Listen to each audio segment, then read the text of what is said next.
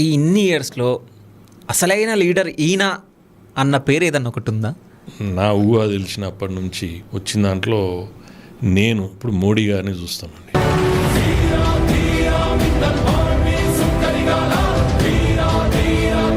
ఇప్పుడు 70 ఏళ్ళు దగ్గర 70 ఏళ్ళు కాంగ్రెస్ పరిపాలించిందండి. 5 ఏళ్ళు పాలించిందంటే కనీసం 1-2 స్కామ్లు లేకుంటే ఎప్పుడు లేదు.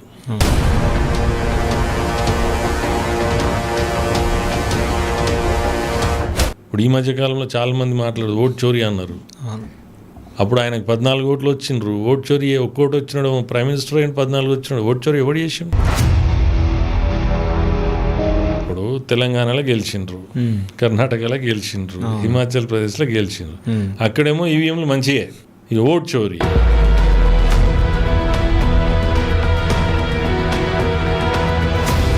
సో బీఆర్ఎస్ ప్రభుత్వం ఉన్నప్పుడు బాగుందా, కాంగ్రెస్ ప్రభుత్వం ఉన్నప్పుడు బాగుందా? అంటే బీజేపీ లీడర్గా కాదు, జస్ట్ ఒక వ్యక్తిగా. బీఆర్ఎస్ ఉంది. సర్ప్లస్ బడ్జెట్ నుంచి డెఫిసిట్ బడ్జెట్కి ఎవరు తీసుకొచ్చారండి? సరే, ఇప్పుడు కాంగ్రెస్ గవర్నమెంట్ ఎట్లుంది? 6 గ్యారంటీలు, ఓకే, మన ఏది 420 హామీలు. ఓకే. సో నేనేమంటున్నా అంటే 420 రాజకీయం నడుస్తున్నది. సో పెద్దపల్లి అటు చుట్టుపక్కల ఉన్నాయి, రామగుండం అవన్నీ పెద్ద పెద్ద ఫ్యాక్టరీలు ఉన్నాయి, చాలా మందికి ఉద్యోగాలు ఇవన్నీ లభిస్తున్నాయి కదా, అంటే అవి జరగట్లేదా? మా ప్రాంతం నుంచి దాదాపు 1,00,000 కోట్ల పైన అటువంటి ఆదాయం ఉందండి. మరి మా ప్రాంతానికి ఎంత ఇస్తున్నారు మీరు?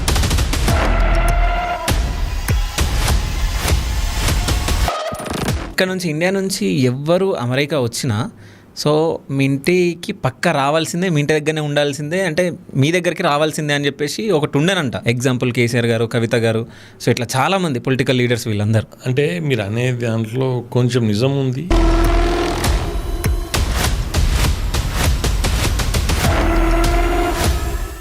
ఈ చిల్లర రాజకీయాలు, చిల్లర చేష్టలు, కానీ వ్యక్తిగతంగా దిగజారి చేయలేము.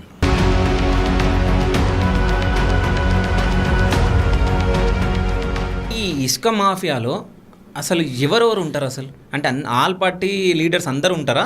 అన్ని పెద్ద తలకాయలే ఉంటాయి ఇలా.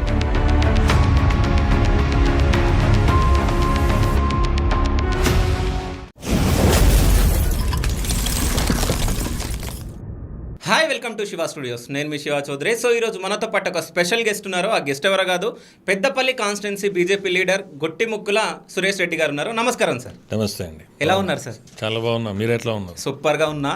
సో పెద్దపల్లి కాన్స్టిట్యున్సీ ప్రెజెంట్ ఎట్లా ఉంది సార్? కాన్స్టిట్యున్సీ బాగుంది. ఓకే. కాన్స్టిట్యున్సీ ప్రజలు కానీ కాన్స్టిట్యున్సీ అభివృద్ధి విషయంలో మాత్రం చాలా అంటే వెనుకబడి ఉందని చెప్పచ్చు.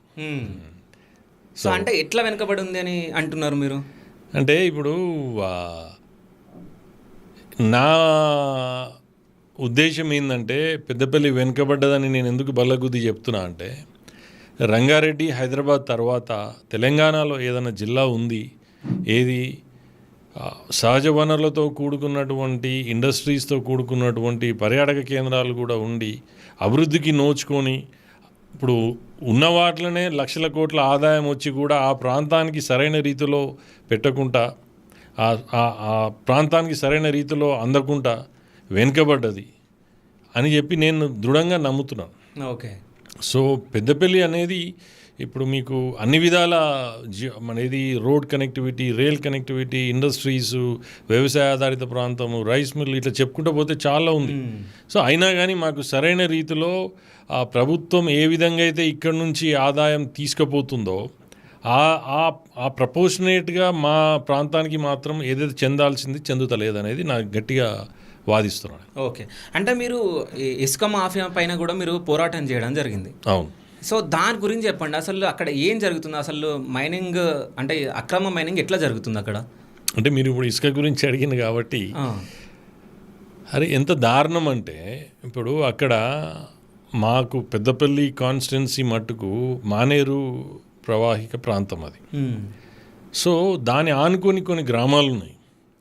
అక్కడ నిరుద్యోగ యువత వాళ్ళు గవర్నమెంట్తోని ఫైనాన్స్ తీసుకొని ట్రాక్టర్ తీసుకొని లేకపోతే ప్రైవేట్ ఫైనాన్స్లో ట్రాక్టర్లు తీసుకొని ఉపాధి లేదు కాబట్టి వాళ్ళు ఇసుకతోటి రోజు 2 ట్రిప్లో 3 ట్రిప్లో కొట్టుకుని వెనకటి నుంచి నడిచే దాంట్లో అక్కడ ఉన్నటువంటి వ్యవస్థ అక్కడ ఉన్నటువంటి అడ్మినిస్ట్రేషన్ వాళ్ళని నానా ఇబ్బందులు పెట్టి బెదిరించి ఫైన్లు వేసి చేసిండ్రు.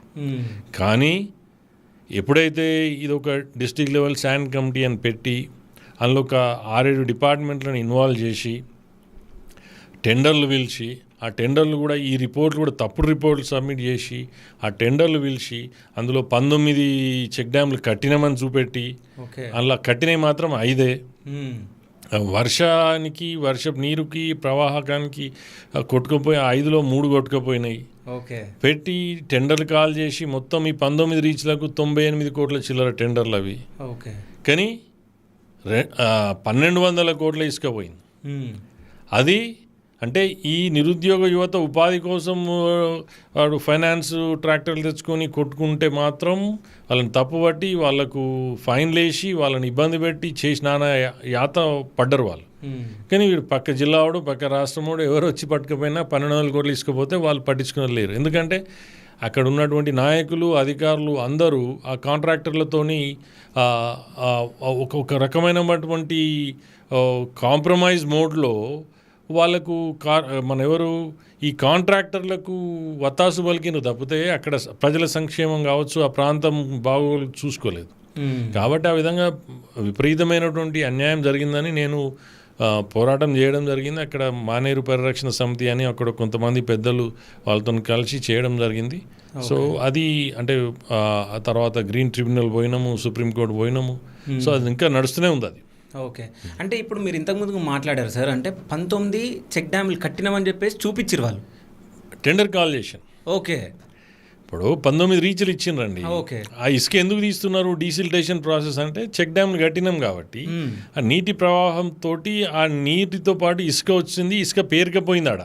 ఓకే, పేరుకపోయింది కాబట్టి ఇప్పుడు నీటి నిల్వలు ఇంకా ఉండాలంటే అది ఇసుక తీయాలి. ఓకే, ఆ ఇసుక తీయాలని చెప్పినాడు. 19 టెండర్లు కాల్ చేసిర్రు, 19 రీచ్లు ఉన్నాయని చెప్పినారు.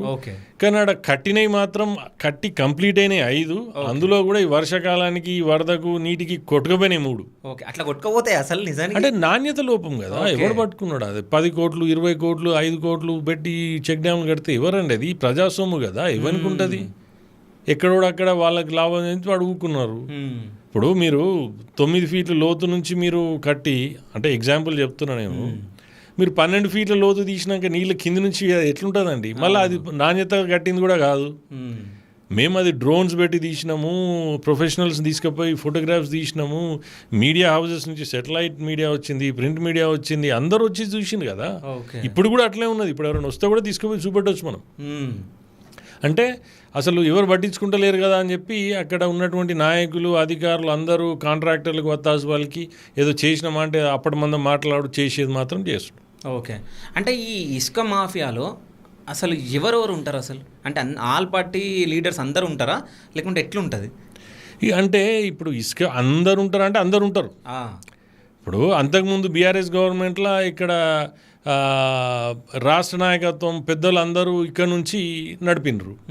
అక్కడున్న నాయకులు నా మాత్రమే కదా, వాళ్ళకి వచ్చేది వాళ్ళకి వస్తే వాళ్ళు కూర్చుంటారు. నడిపించేదంతా వేరే వాళ్ళు నడిపిస్తారు. అధికారులు పై అధికారులతో చెప్పడం చేయడం నడిచిపోతుంది. అది అన్ని పెద్ద తలకాయలే ఉంటాయి ఇలా. అయితే ఎందుకు ఈ క్వశ్చన్ వచ్చిందంటే, ఇప్పుడు ఎగ్జాంపుల్ కాంగ్రెస్ ఎమ్మెల్యే చేస్తే బీఆర్ఎస్ వాళ్ళన్నా మాట్లాడాలి, బీజేపీ వాళ్ళన్నా మాట్లాడాలి, లేకుంటే ఇతర లీడర్లన్నా ఎవరన్నా మాట్లాడాలి. సో ఆడ అందరు దొంగలైనప్పుడు ఎవరు మాట్లాడరు ఇంకా. అంటే మీకు చెప్తానండి, ఇప్పుడు కాంగ్రెస్ మొన్న 2023 కంటే ముందు బీఆర్ఎస్ ఉంది కదా, ఆడ మా దగ్గర 10 ఏళ్ళు బీఆర్ఎస్ ఎమ్మెల్యే ఉన్నారు. రైట్, ఇది మా దగ్గర పెద్దపల్లి కాన్స్టిట్యున్సీలో స్టార్ట్ అయింది 2022లో. అంతకుముందు చిన్న చిన్న దొంగతనంగా నడిచింది. ఈ టెండర్లు పిలిచి చేసినాక అప్పుడు ప్రతిపక్షంలో ఉన్నటువంటి ఇప్పుడు ఎమ్మెల్యే అసలు ఇప్పుడు అంటే మాజీ ఎమ్మెల్యే మీద అక్రమ భూములని, దేవాదాయ భూములని, లేకపోతే ఇంకేదో అని మొత్తం నానా రచ్చ చేసి తర్వాత నువ్వు ఇసుక సంబంధించిన దాంట్లో నువ్వు కుమ్ముక్కైనవు అని చెప్పేసి తడి బట్టలతో గుళ్ళేసి వస్తామని దేవుని ఫోటో పట్టుకొని ఆయన ఆడ మా దగ్గర జెండా దగ్గర తొడగొట్టి నాలుక చీరుతామని అబద్ధాలు ఆడితే నానా చేసిండు. కానీ మరి లాస్ట్కి ఏమైంది, ఇప్పుడు అప్పుడున్న ఎమ్మెల్యే ఇప్పుడు మాజీ అయ్యిండు, అప్పుడున్న మాజీ ఎమ్మెల్యే ఇప్పుడు ఎమ్మెల్యే అయ్యిండు. మరి ఏమైంది, ఇద్దరు సపోర్ట్ చేస్తలేరు, రైట్? సో అక్కడ ఇద్దరు దొంగలే అంటే అన్నట్టే కదా. ఇప్పుడు నాతో అనిపించడానికి వాస్తవమే కదా అది. ఇప్పుడు నేను నా దగ్గర చాలా మంది వస్తుంటారు, వచ్చి అన్న ఇట్లా చేసిండ్రు అట్లా చేసిర్రు అంటే మరి మీరు ఓట్లు వేసి గెలిపించారు కదా, మరి అడగకపోయారు అని అన్నాను. ఏందన్నా మేము ఆడికి పోయేసరికి ఆల్మూల పంచాయతీలు గేట్ల పంచాయతీలు దీనికే అయిపోతున్నది అంటే నేను ఎమ్మెల్యే ఓట్లు వేసి గెలిపించుకున్నారు కదా మీరు, ఇదే అని నేను అంటున్నాను. నేను ఇక మరి ఏం చేస్తాం, మరి ప్రజలు నోటీస్ చేస్తున్నారు ఇవన్నీ. ఇప్పుడు అభివృద్ధి అంటే దానికి ప్రాపర్ డెఫినేషన్ తెలియని వాళ్ళకి ఏం చెప్తామండి మనం? ఇప్పుడు మనము ఒక మనిషికి నీళ్లు ఆహారం అనేది కంపల్సరీ, అది నెసెసిటీ. అది నెసెసిటీని కూడా అభివృద్ధి అంటే ఎట్లా అండి? ఇప్పుడు డబ్బులు ఉన్నోడు లగ్జరీగా చేసేటోడు వాడు ఎక్కడో వేరే దేశం నుంచి కూడా ఫ్రూట్స్ తెప్పించుకొని బ్రేక్ఫాస్ట్కో లంచ్కో డిన్నర్కో తింటాడు కావచ్చు, అదే ఆహారమే. కానీ సామాన్యుడు ఏంది, ఇంత కారమో లేకపోతే పచ్చడో అన్నమో లేకపోతే ఇంత ఏదో కూర ఉంటే తినేసి వెళ్ళిపోతాడు, అది కూడా ఆహారమే. అని అటువంటప్పుడు నీకు రోడ్లు వేస్తున్నా అంటారు, రోడ్ అభివృద్ధి అండి అంటే వెనకటప్పుడు లేనప్పుడు రోడ్ వేసిందంటే అభివృద్ధి అది. ఇప్పుడు రోడ్డు మధ్యలో డివైడర్ కడతారు, అభివృద్ధి అది. లేకపోతే స్ట్రీట్ లైట్స్కు ఎల్ఈడి లైట్స్ పెడతారు, అది అభివృద్ధి. అంటే వాళ్ళ పరిజ్ఞానం వాళ్ళ ఆలోచన అదే అంటున్నారు, మేము అభివృద్ధి చేసినాం అభివృద్ధి. ఇదా అండి అభివృద్ధి? ఏ విధంగా జీవనశైలిలో మార్పు వచ్చింది, ఎన్ని ఉద్యోగాలు వచ్చినాయి మీకు, మీకు అక్కడ ఉన్నటువంటి వసతులు ఎంత కన్వీనియన్స్ మీరు క్రియేట్ చేసిండ్రు, ఎన్ని స్కూళ్ళు వచ్చినాయి, ఎన్ని కాలేజీలు వచ్చినాయి, మీరు వచ్చినాక ఇప్పుడు 4 లేన్ రోడ్ను 6 లేన్ చేసిండ్రు, మీకు ఆధునీకరణ ఏమైంది, ఇవన్నీ ఎవరు ఆలోచిస్తారు? ఓట్లు వేసేదానికి ఒకటి, ఓట్లు వేసినాక ఇంకొకటి. అదే. సో నిజంగా మీరు కరెక్ట్ పాయింట్స్ మాట్లాడారు సార్. అంటే ఎడ్యుకేషన్, హాస్పిటల్స్ ఇవి మెయిన్ ఇంపార్టెంట్. అంటే ఒక మనిషికి కావాల్సింది చదువు, ఆరోగ్యం, ఇవి రెండు మంచిగా ఉంటేనే ఏదైనా ఒక కంట్రీ కానీ ఏదైనా కానీ డెవలప్ అవుతుంది. అందుకే మన కంట్రీ ఇంకా అట్లాగే మిగిలిపోయింది నిజం చెప్పాలంటే. సో అంటే అంటే ఒక మీరు విద్యావేత్తగా, వ్యాపారవేత్తగా ఇప్పుడు ఇంతమంది ఎమ్మెల్యేలు మీరు ఇంతమంది ఎమ్మెల్యేలను చూస్తున్నారు, మీ కాన్స్టిట్యున్సీ ఎమ్మెల్యేలను అంటే మాజీ ఎమ్మెల్యేలను ఇప్పుడు ఎమ్మెల్యేని మీరు చూస్తున్నారు. సో అంటే ఎమ్మెల్యే అనే దానికి వాళ్ళు కరెక్ట్గా వర్క్ చేస్తున్నారా? అసలు ఎమ్మెల్యే అంటే వాళ్ళకి తెలుసా? నేను ఎగ్జాక్ట్గా కొన్ని ఇంటర్వ్యూలలో కొన్ని సందర్భాలలో నేను ఇదే చెప్పినాను. ఓకే, అసలు మీకు మీడియా హౌస్ ఉంది, మీరు ఉన్నారు కదా, మీరు ఎప్పుడైనా అయినప్పుడు ఎవరన్నా అసలు ఎమ్మెల్యే ఎందుకైనా అడగండి మీరు. ఓకే, వాళ్ళ నుంచి ఏం ఆన్సర్ వస్తుందో మీరే చూడండి. అంటే మీరు అడిగిన దానికి ఒక సామాన్యునికి గౌరవంగా జీవన విధానంలో వాళ్ళకు ప్రాపర్గా జీవించాలి అంటే విద్య, వైద్యం, ఉపాధి అండి. సరే వాడు ₹1,00,000 సంపాదిస్తుండా, 10,000 సంపాదిస్తుండా, 20,000 సంపాదిస్తుండా అనేది తర్వాత సంగతి. కానీ గౌరవంగా వాళ్ళు బతుకుతుండ్రా లేదా అనేది ఇంపార్టెంట్. ఫర్ ఎగ్జాంపుల్ ఇవాళ మన ఊర్లలో చూస్తే మామూలుగా ఒక కమిట్మెంట్ తోటి నా కాళ్ళ మీద నేను బతకాలి అనే ఒక కమిట్మెంట్ ఉన్నటువంటి ఒక వ్యక్తి, సామాన్యుని గురించి చెప్తున్నాను. కూలి పనికి పోతే ₹800 వస్తున్నాయండి. ఒక మారుమూల గ్రామంలో మీరు అన్నట్టు నెలలో 20 రోజులే పోనీయండి, 20 రోజులే పని చేయనండి అంటే ₹16,000 సంపాదించుకుంటున్నాడు. అంటే 800 గౌరవంగా కష్టపడి వాడు మాంసం తింటాడా, మందు తాగుతాడా, 90 ml తాగుతాడా, చికెన్ తెచ్చుకోనియండి. కానీ ఇంకా 400 కూడా సేవ్ చేసుకుంటున్నాడు కదా, ఆ 16,000తో గౌరవంగా బతుకుతున్నాడు కదా. అంటే ఇది అనేది, ఈ అవేర్నెస్ అనేది రావాలి. ఇప్పుడు నేనేమంటున్నా, ఒక ఎమ్మెల్యే ఉన్నాడు, అసలు ఎమ్మెల్యే ఎందుకైండో అర్థం కానప్పుడు ఎవరేం చేస్తారండి? అవును, రైట్.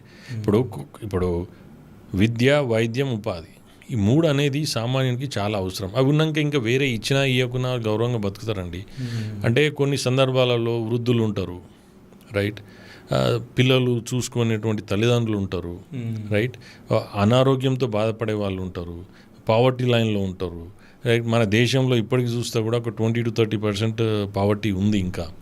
సో వాళ్ళకు మీరేమన్నా చేయాలి, వాళ్ళను పైకి తీసుకురావాలి, వాళ్ళకు లబ్ధి చెందే విధంగా ఉండాలి తప్పితే. కానీ మనం అసలు ఏం చేయకుండా అన్నీ ఎప్పుడు చూసినా ఓటు గురించే, ఓటు పాలిటిక్సే, తర్వాత ఈ చీప్ పాలిటిక్స్, చీప్ ట్రిక్స్ తోటి ఎన్ని రోజులండి. ప్రజలు కూడా అవేర్నెస్ వస్తున్నది, యువత కూడా అబ్జర్వ్ చేస్తున్నారు. కాబట్టి మంచి వాళ్ళని ఆదరించి చేయాలనేది మా ఉద్దేశం. సో అంటే మీరు అమెరికాలో అంటే అమెరికా స్టేట్ గవర్నమెంట్లో మీరు గవర్నర్ దగ్గర మీరు వర్క్ చేయడం జరిగింది, అవునా? సో అంటే అంత పెద్ద పొజిషన్, అంటే ఇక్కడ మన ఇండియన్స్కి అమెరికా అంటే అక్కడ అంటే ఎన్ఆర్ఐ అంటే అమెరికా అది ఇది అని చెప్పేసి అంటూ ఉంటారు. సో అక్కడ నుంచి అంటే మళ్ళీ ఎందుకు రావాలి అని అనుకున్నారు, అంటే ఇండియాకి ఎందుకు వచ్చారు? అంటే మీరు చెప్పిన దాంట్లో కొంచెం డీటెయిల్గా చెప్తాను నేను. And department of revenue state of మ్యాసచ్యూసెట్స్లో మేము ఐటీ విభాగంలో, డిపార్ట్మెంట్ ఆఫ్ రెవెన్యూ అంటే ఈ ఇన్కమ్ ట్యాక్స్కి సంబంధించింది, రెవెన్యూ డిపార్ట్మెంట్ అక్కడే ఇన్కమ్ ట్యాక్స్ సంబంధించింది. అదంతా గవర్నర్ ఆఫీస్ ఆధీనంలో ఉంటుంది. సో అక్కడ ఏమైందంటే ఈ టైప్ ఆఫ్ ఈ ట్యాక్స్ కలెక్షన్స్లో కొన్ని లూప్ హోల్స్ని పనిచేసే టీంలో నేను కూడా ఒక టీం మెంబర్. సో మేము అక్కడ వారి కింద పనిచేసి వాళ్ళకి ఆదాయం ఏదైతే ఇబ్బంది అంటే గండి కొట్టే పరిస్థితి ఉందో, సో దాంట్లో మేము తీసుకొచ్చి ఆ లూప్ హోల్స్ని క్లోజ్ చేసి దానివల్ల రెవెన్యూ పెంచడంతో ఆడ మాకు అవార్డ్స్ కూడా వచ్చినాయి. ఓకే. ఇదే గవర్నర్ మిట్ రామ్నీ గారు అప్పుడు మాకు గవర్నర్ మాకు అవార్డ్స్ ఇచ్చిండ్రు. తర్వాత తను ఫ్యూచర్లో అక్కడ అమెరికన్ ప్రెసిడెన్షియల్ క్యాండిడేట్గా కూడా రిపబ్లికన్ పార్టీ నుంచి పోటీ చేసిండ్రు. ఓకే. సో మేము ఇవన్నీ దగ్గరుండి చూసినాక మా ఉద్దేశం ఏంటంటే ఇక్కడ ఏదో ఎమ్మెల్యే కావాలి, ఎంపీ కావాలి, లేకపోతే ఇంకేదో కావాలనే ఉద్దేశం కాదు. మేము అక్కడ వండుకుంటూ కూడా ఏం చేసినాం, అక్కడ అంటే బాస్టన్లో, మ్యాసచ్యూసెట్స్ రాష్ట్రంలో బాస్టన్ నగరం దగ్గరలో ఉండేది నేను. ఇప్పుడు తెలంగాణ ఉద్యమం ఉధృతంగా జరుగుతుంది ఇక్కడ. సో మా వంతుగా మేము అక్కడ టీడీఎఫ్ అని, ఎన్ఆర్ఐ అసోసియేషన్ అని, తర్వాత డాలస్ ఏరియా తెలంగాణ అసోసియేషన్ అని, ఇవన్నీ కూడా మేము పార్టిసిపేట్ అయ్యి మా వంతుగా మేము చాలా సందర్భాల్లో మా వంతు పాత్ర మేము అంటే ఒక పాజిటివ్గా పోషించి, సో మాకు అవేర్నెస్ ఉంది. ఎందుకంటే మేము అక్కడ ఉన్నా కానీ మా మారుమూల గ్రామాన్ని తర్వాత మా మూలాలు మర్చిపోలేము. ఓకే. మా పెద్దనాన్నగారు అక్కడ ఎమ్మెల్యే ఉండే, 78-83 ఎమ్మెల్యే ఉండే. తర్వాత మేము కూడా ఎప్పుడు వచ్చినా ఊరిలో స్పెండ్ చేయడము, అక్కడ లోకల్ ఇష్యూస్లో పార్టిసిపేట్ కావడము, అది మాకేం కొత్త కాదు. కానీ ఇక్కడికి వచ్చి మేమేదో సోషల్ యాక్టివిటీస్లో ఇన్వాల్వ్ అయ్యి సామాజిక సేవ, సామాజిక సంబంధించిన దాంట్లో మేము చేసుట్లో మాకేమైందంటే స్లోగా మాలాంటి వాళ్ళు చిన్న ఎఫర్ట్ పెడితేనే కొన్ని వేల మందికి విద్యా విషయంలో, వైద్య విషయంలో మార్పు తేయగలిగినాం. సో అప్పుడు అనిపించింది మాకు, మేము ఇక్కడ వండుకుంటూ ఏదో చేయాలనే తపన ఉంది, కానీ అది ఏదో అర్థం అవ్వట్లేదు మాకు యూఎస్లో ఉంటే. కానీ ఎప్పుడు ఏదో ఒక లోటు, ఏదో మిస్సింగ్ పీస్ అనేది మాకు అర్థం కాలేదు. ఓకే. ఎప్పుడైతే ఇందులో వచ్చి ఇన్వాల్వ్ అవ్వడంతో మాకు అర్థమైంది, అరే అది తెలియకుండానే మేము ఇష్యూస్లో ఇన్వాల్వ్ అవుతున్నాం, ట్యాకిల్ చేస్తున్నాం, సాల్వ్ చేస్తున్నాం. కాబట్టి సో ఆ దృష్టిలో పెట్టుకొని మేమన్నాం, అరే మాలాంటి వాళ్ళు చట్టసభల్లో వస్తే, చట్టం రూపంలో ఏమైనా తీసుకొస్తే, ఎంప్లాయ్మెంట్ విషయం కావచ్చు, విద్య కావచ్చు, వైద్యం కావచ్చు, ఇంకేదైనా కావచ్చు, సో మాలాంటి వాళ్ళు వస్తే కొంచెం సమాజంతో అనుబంధం, సమాజ స్పృహ ఉండి అక్కడ ఉన్నటువంటి మారుమూల ప్రాంతాలతో మాకు అన్నీ తెలుసు. కాబట్టి ఇక్కడ నుంచి అమెరికా వరకు మాకు అన్నీ తెలుసు. ఒక 4 దేశాలలో బిజినెస్ దాంట్లో కూడా ఇన్వాల్వ్ అయినాం. కాబట్టి వస్తే బాగుంటుంది అనేది ఒక నిర్ణయం తీసుకొని రావడం జరిగింది. అంటే మేము అనుకున్న దానికంటే కొంచెం సర్ప్రైజెస్ ఉన్నాయి. అట్లా అని చెప్పేసి ఏదో రెడ్ కార్పెట్ లెక్క వెల్కమ్ చేస్తారు, ఏదో అయిపోతుంది అని కూడా అనుకోలేదు మేము. కానీ ఇబ్బందులు ఉన్నాయి, అవి ఫేస్ చేస్తున్నాం. మేము ఒక నిర్ణయం తీసుకున్నాం, అంటే మాకు నచ్చి స్వయంగా మేము ఇన్వాల్వ్ కావాలని తీసుకున్న తప్పితే ప్యాషనేట్గా చేయాలని చేస్తే అదొక వ్యాపారమో, లేకపోతే ఉద్యోగమో, లేకపోతే ఏదో మన ఏది హోదానో, మన ఏది ప్రోటోకాల్ లెక్క ముందర బుగ్గది వెహికల్ తీసే అట్లా షో ఆఫ్ కోసం అయితే రాలేదు. ఓకే. అంటే అక్కడ గవర్నమెంట్స్ని మీరు చూడడం జరిగింది, సో ఇక్కడ గవర్నమెంట్ని మీరు చూడడం జరుగుతుంది. రెండింటికి డిఫరెన్స్ ఏమైనా ఉందంటే ఏం చెప్తారు? అంటే ఖచ్చితంగా ఉందండి. అంటే అక్కడేమో మీరు ఫర్ ఎగ్జాంపుల్ ఇప్పుడు మన దగ్గర కరప్షన్ ఉంది.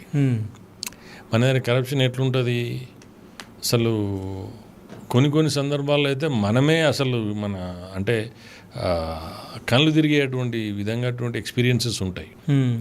ఇంకా కొన్ని సందర్భాల్లో మనము ఆ విషయాలు మనం దృష్టిలో పెట్టుకుంటే అక్కడ ఏమవుతుందంటే మీరు డైరెక్ట్గా మీకు ఎట్లా హ్యూమన్ ఇంటరాక్షన్ తక్కువ. ఇప్పుడు ఫర్ ఎగ్జాంపుల్ మీరు ఒక అప్లికేషన్ పంపించిందండి. ఇప్పుడు మన దగ్గర ఎట్లుంటుంది, ఆ అప్లికేషన్కి సంబంధించి పలానా ఆఫీస్లో పలానా వ్యక్తిని కలవాలని మనకు తెలుస్తుంది. కానీ అమెరికాలో అట్లా ఉండదు.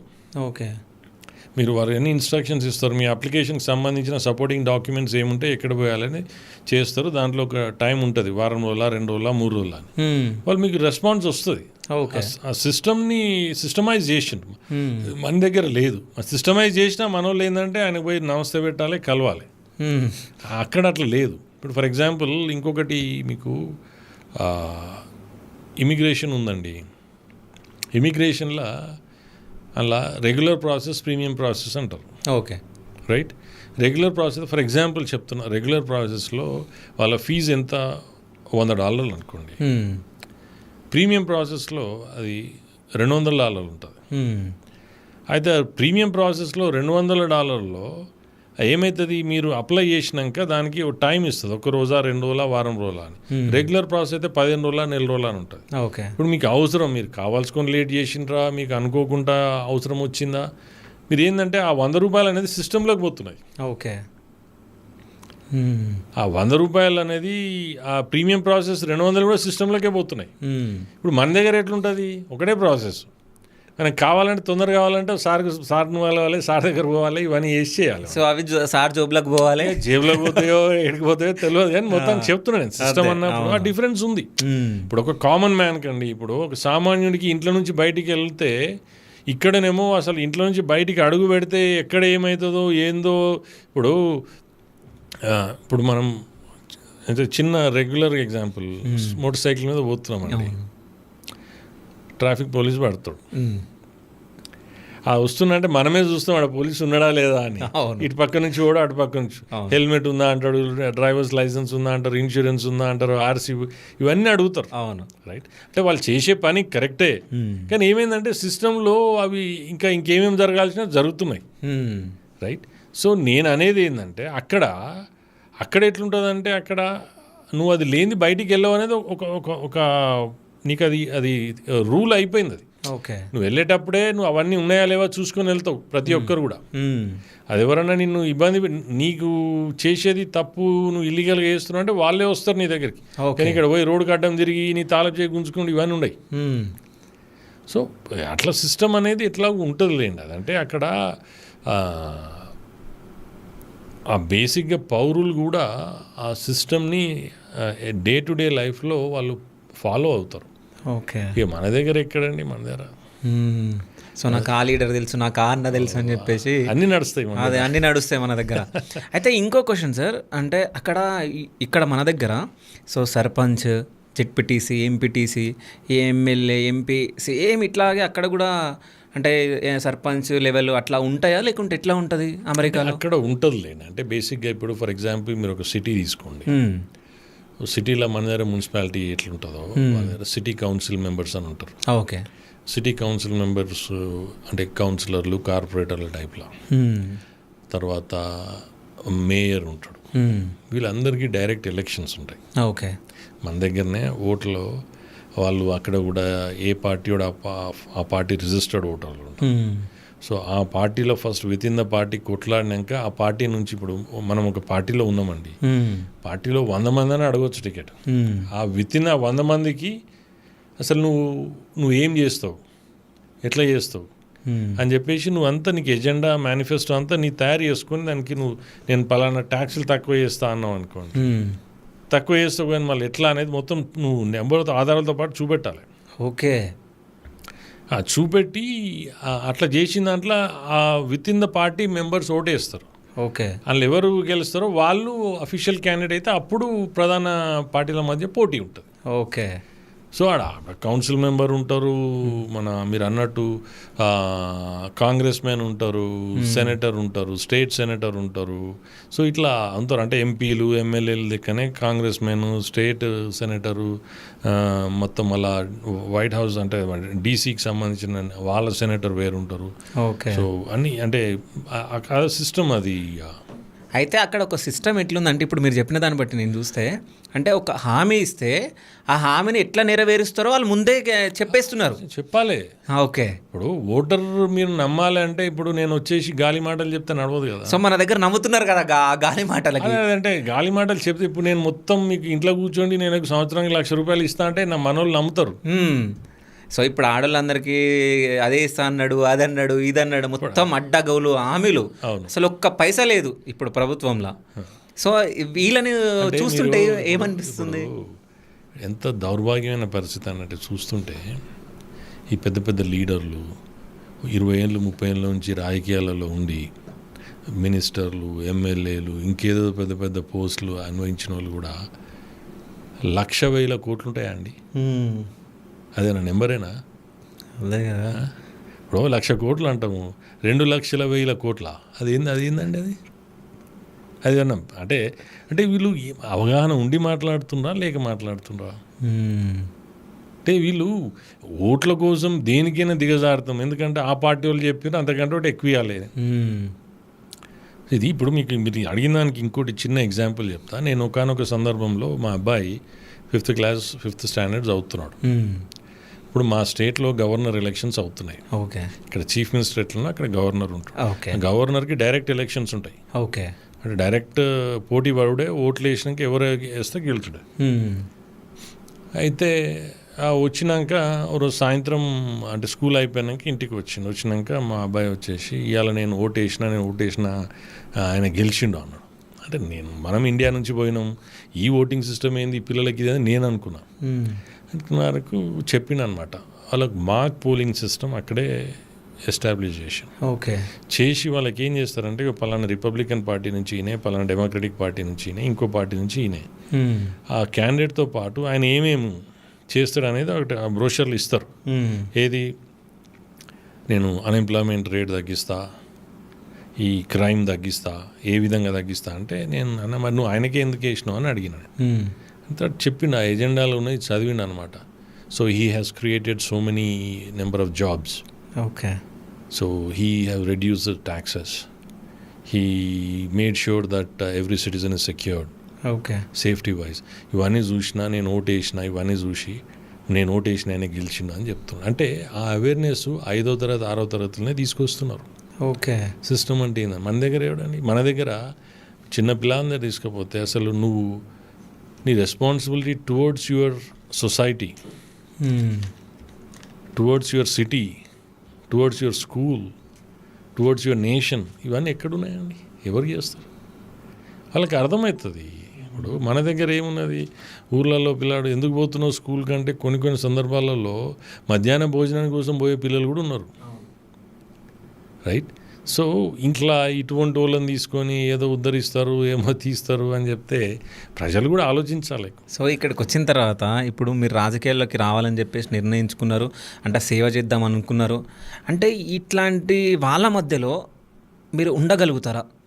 అదే అంటున్నా కదా, నేను ఇప్పుడు కూడా మూలాలు మర్చిపోలే. ఓకే.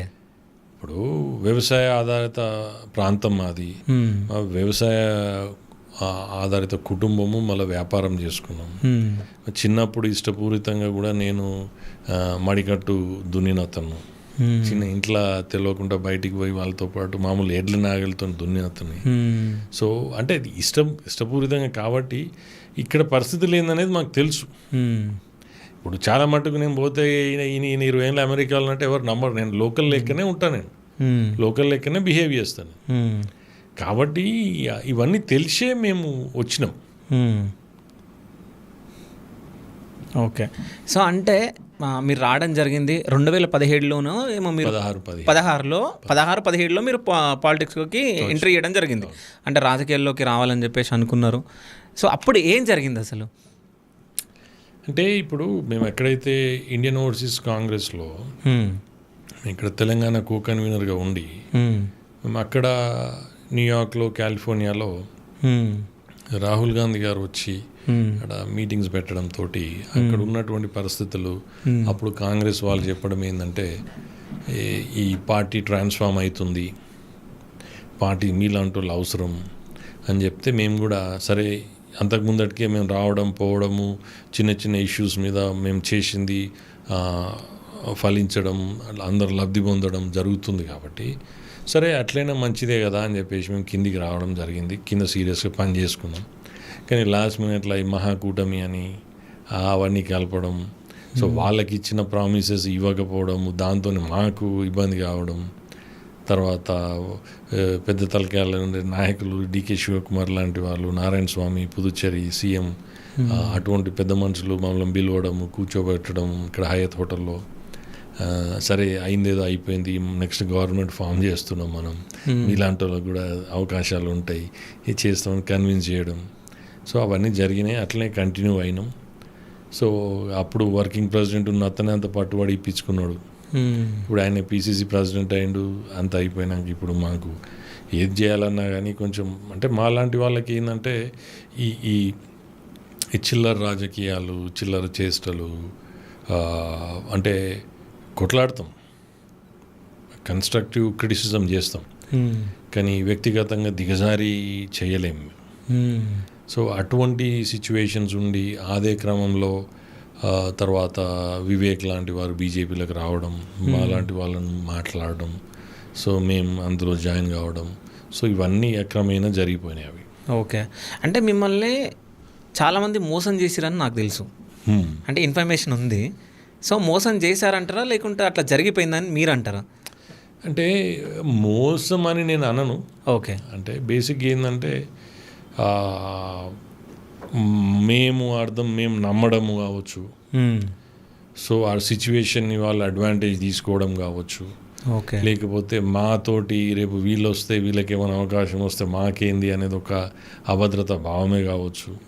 సో అంటే వివిధ కోణాల నుంచి చూసి అది మాకు సరే ఇప్పుడు వాళ్ళ చేతిలో ఉందో లేకపోతే నిజంగానే చేయొద్దు అనుకున్నారో లేకపోతే వాళ్ళకి నిజంగానే చేసేటువంటి పరిస్థితి లేకుండేనో, సో అక్కడ అంటే లార్జర్ ఇంట్రెస్ట్ మీద సో ఏమన్నా జరిగి ఉండొచ్చు. కానీ ఇక మనం ఒక్కరినో ఇద్దరినో తప్పు పట్టడం కూడా కరెక్ట్ కాదు.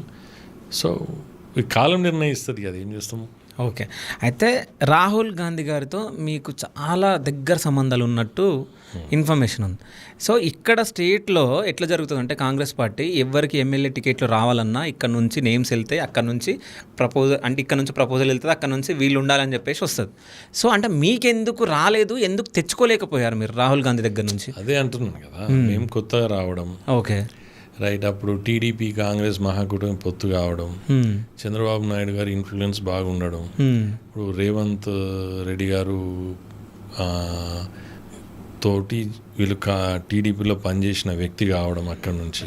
ఓకే, అంతకుముందు ఒకసారి ఆయన ఎమ్మెల్యేగా ఉండడం. ఓకే, సో వీళ్ళకు ఇస్తా అన్న సీట్లు కానీ తర్వాత హామీలు ఏవైతే ఇచ్చిండ్రో కూటమి పొత్తులో భాగంగా అవి కూడా కాంగ్రెస్ పార్టీ నెరవేర్చకపోవడం. ఓకే, సో దాంట్లో భాగంగానే మేము బలిపశువు అయినాం.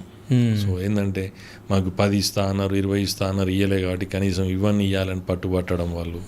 సో దాంట్లో ఏమనుకున్నారంటే అరే ఇప్పుడు ఆయన ఆల్రెడీ ఒకసారి చేసిండు ఉన్నది లోకల్లా అని చెప్పేసి దాన్ని ఏంటంటే బాగా డ్రాగ్ చేసిండ్రు. ఓకే, కాబట్టి అది అప్పుడు కూడా గెలిచే సీటే అది.